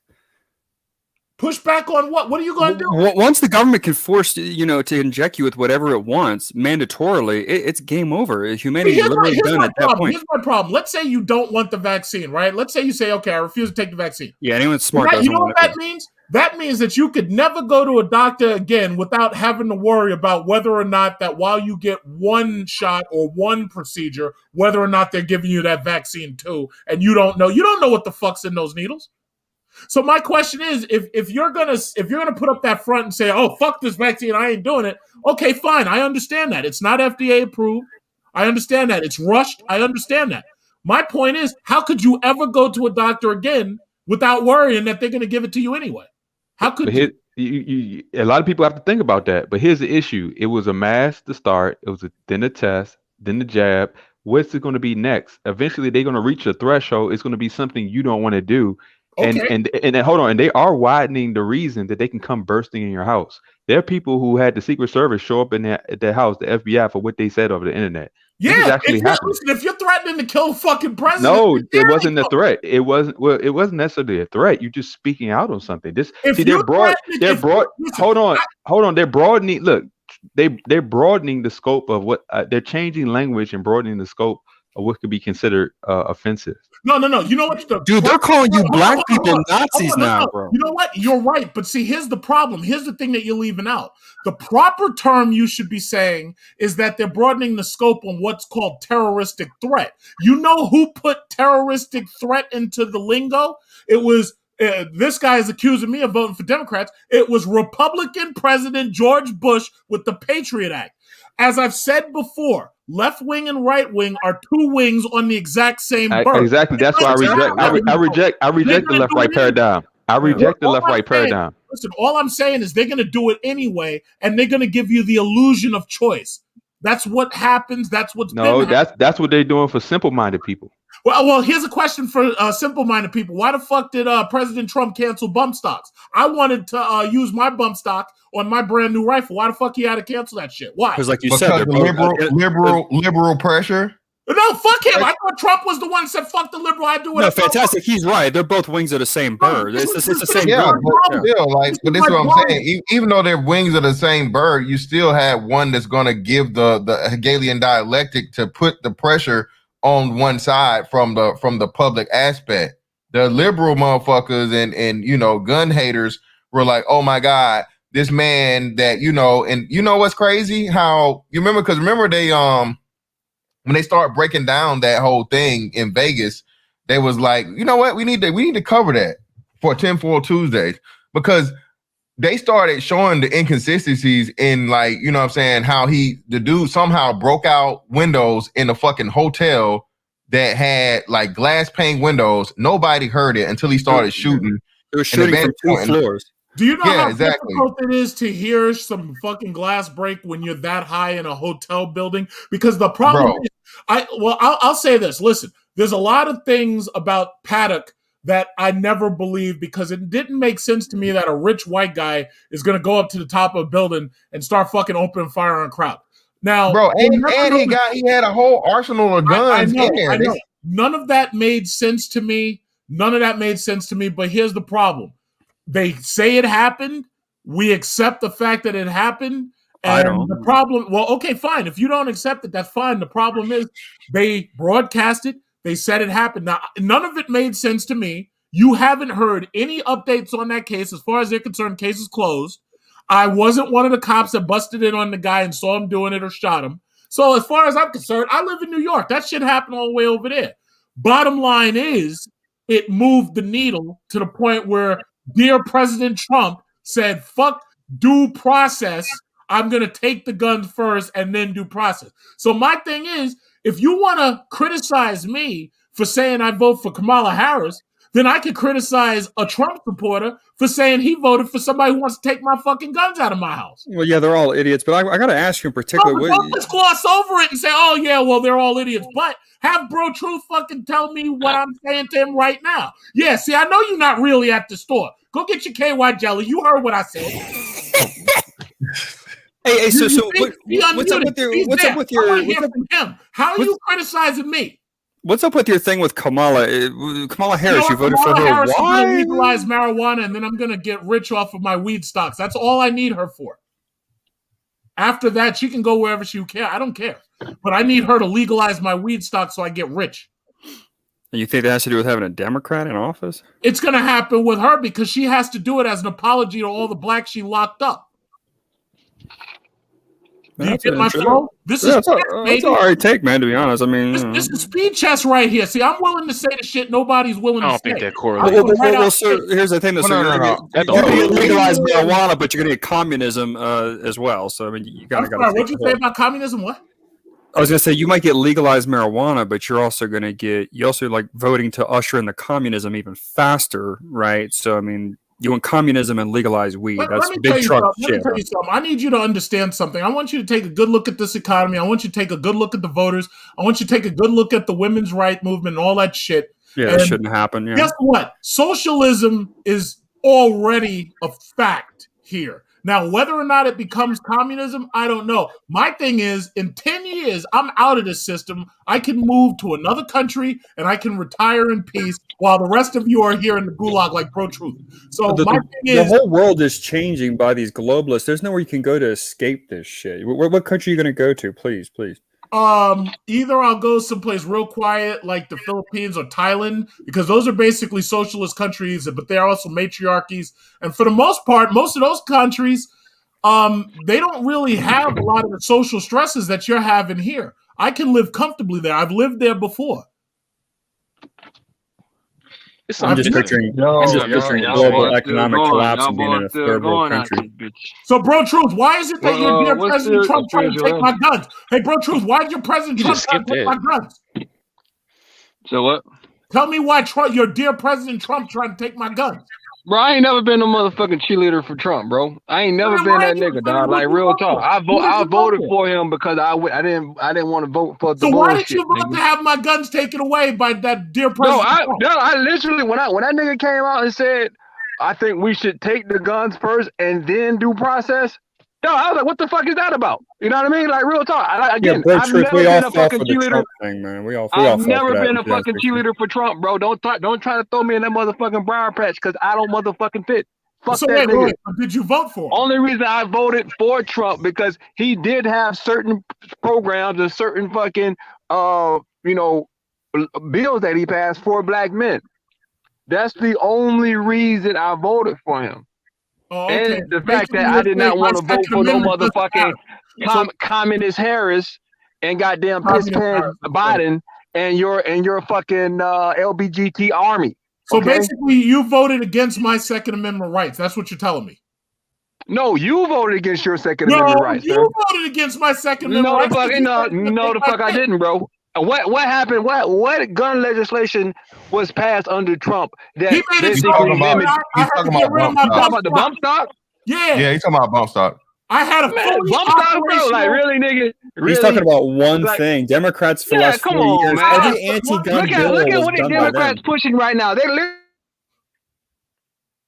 Oh shit, he dropped out. You better get yourself an iPhone with 5G, that cheap ass phone. Go to the store, go to AT&T. Stop going to the corner store and buying fucking KY jelly. So anyway, where's that other guy? Aaron C. Okay, so Aaron C. Do you understand what I'm saying here? I recognize that this system is so fucked up, and I recognize that the people within it are so stupid that the only way to beat it is to let it destroy itself. Do you Okay, understand? but sir, you must understand. Listen, if you look back at any time during history, anytime something major change like that, any empire, every country has its rise and fall. True, that's cool. But whenever you go through that fall stage, you don't just sit back and watch it on a Mr. Fantastic live stream and talk about it and shit. There'd be genocide. bro, You'd be fucking starving to death in the street. You know what I'm saying? I mean, as long as I got all this ammo up in here, I ain't gonna be starving. Somebody you're gonna else eat your ammo to survive for months until somebody else has got food to take. I ain't gonna be starving. Trust me. Okay, you swear you're gonna be on the grind. All right, well, hey man, if I have to eat some of my El Salvadorian neighbors, believe me, I'll be eating. Hey, you're in New York, man. You'll have a good start. I'm pretty sure most people there don't have guns, right? I'm still one of these fuking El Salvadorians. But the state that I live in, I won't say where, but the state I live in, you wouldn't even want to attempt some shit. What like state that, are you in? Let's just say it's in the West. And okay, well, guess what? All of those. Listen, you know how you move real quiet? You get yourself a bow and arrow or a crossbow, and they'll never hear you coming. So you know what's crazy though? Yeah.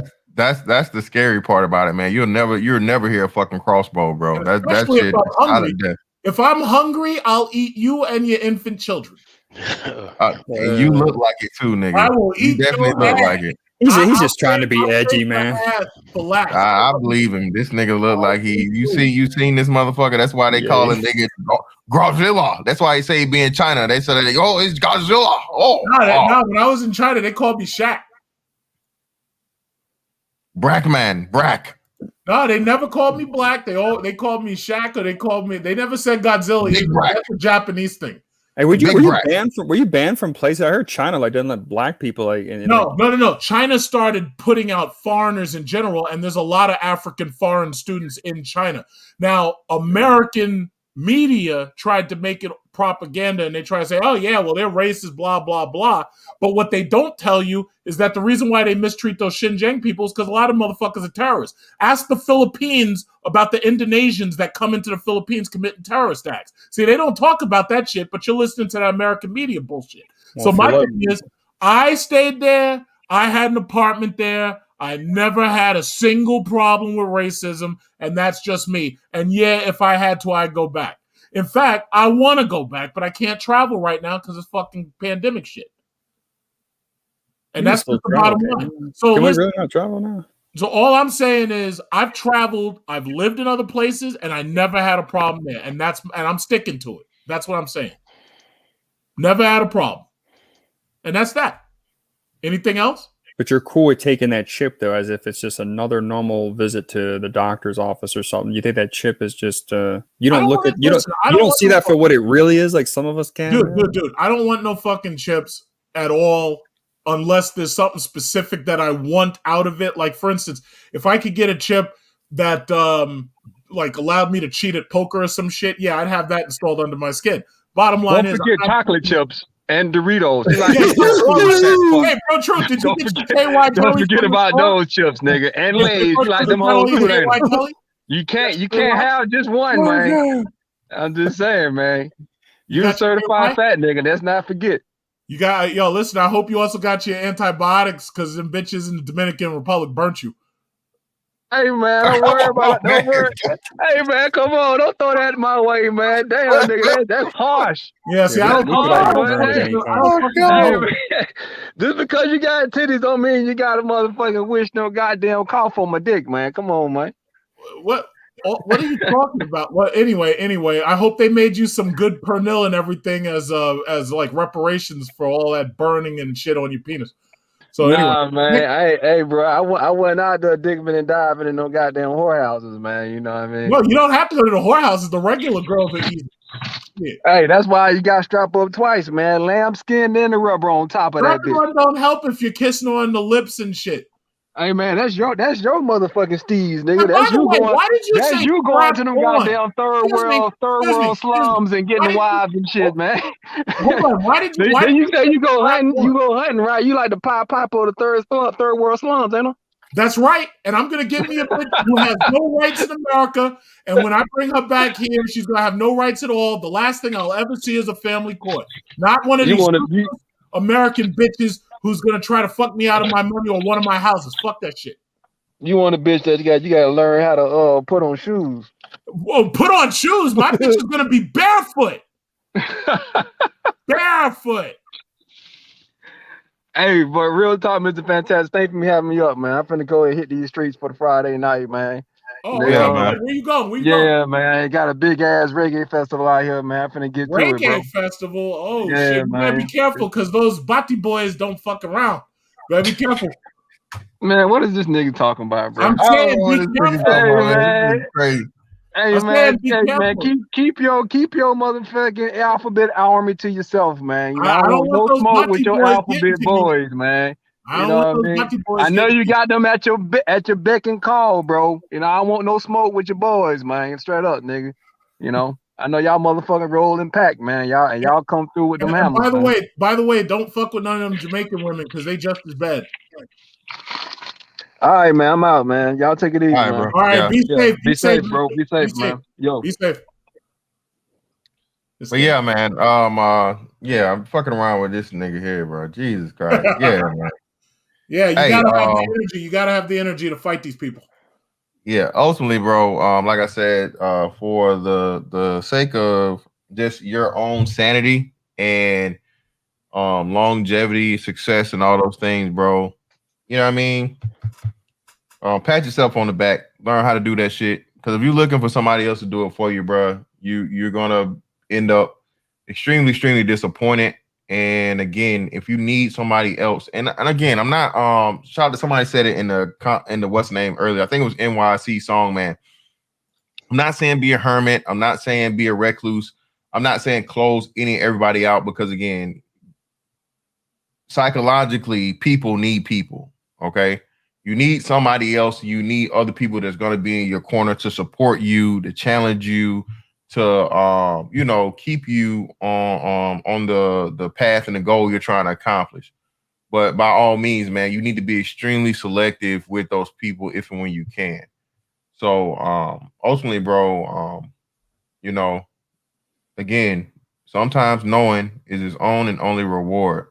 Once you figure that shit out, man, you don't have to ever worry about a motherfucker, shouting you out or saying this shit. That's why I say, hey, I promote me. Fantastic was right, goddammit. And again, you say it enough, other people start saying it for you because again, what? You putting it out there and you just give the time, you know what I mean? You let the time go over and eventually, it's undeniable.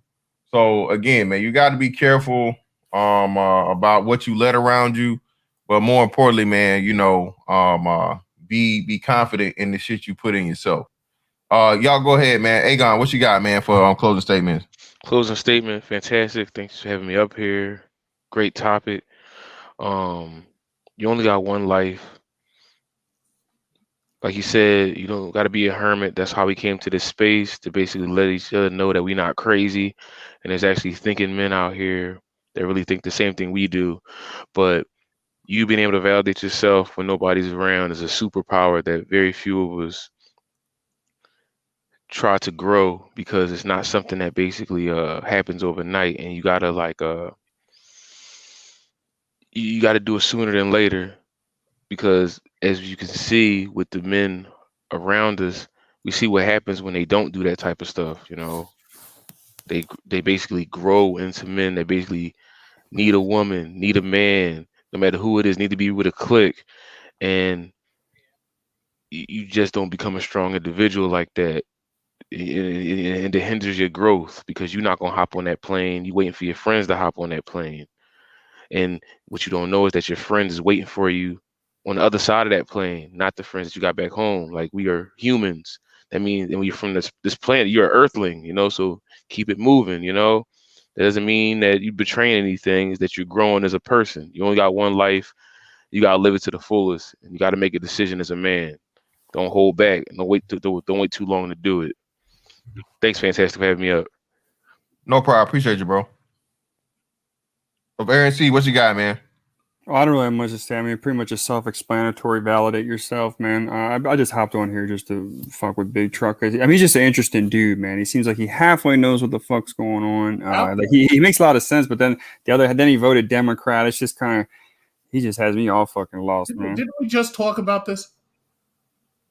Yeah, he's a fucking crazy ass anarchist. Yeah, like a weird anomaly. Hey, we want you strapped up, not giving a fuck, man. The Constitution, that's what we want you to be. All right, but voting for Joe Biden and Kamala Harris, sir. I mean, golly. But yeah, I don't have no more to Not say. gonna be there forever.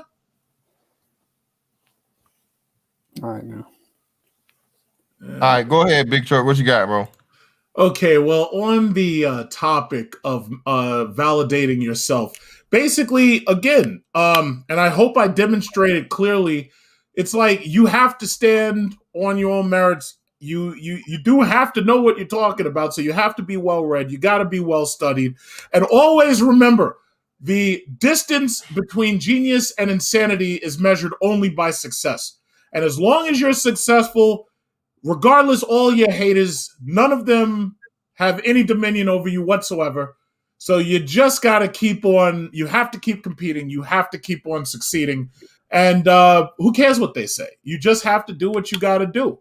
And the thing about it is you can't allow yourself to ever feel bad for yourself. You have to look at every single issue, anything that comes up as an opportunity rather than a burden. Thank you very much for having me on tonight. Hey, no problem, man. Appreciate you for coming through. Hey, shout out to everybody that came through, man, for showing the love and support. Like I said, man, make sure y'all stay tuned, bro. It's coming soon. We got the 4K bash coming. I gotta figure out what I'm gonna give away this time. I don't know. I gotta give away something. So I'll figure out what it is. I'll figure out what it's gonna be. I don't know. Something with Fords in it. I don't know. But either way, man, make sure y'all pull up on me.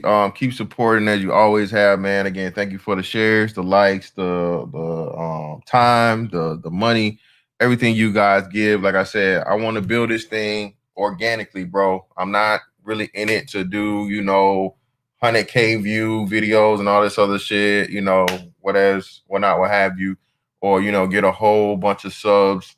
Motherfuckers that don't even tune in and watch what the fuck I got going on. Nah, man. Again, I'm in this to actually, do something, make a way, and I got a long-term plan down the line that y'all gonna see. All right. So, ultimately, man, as always, greatly appreciate y'all for pulling up. That's that.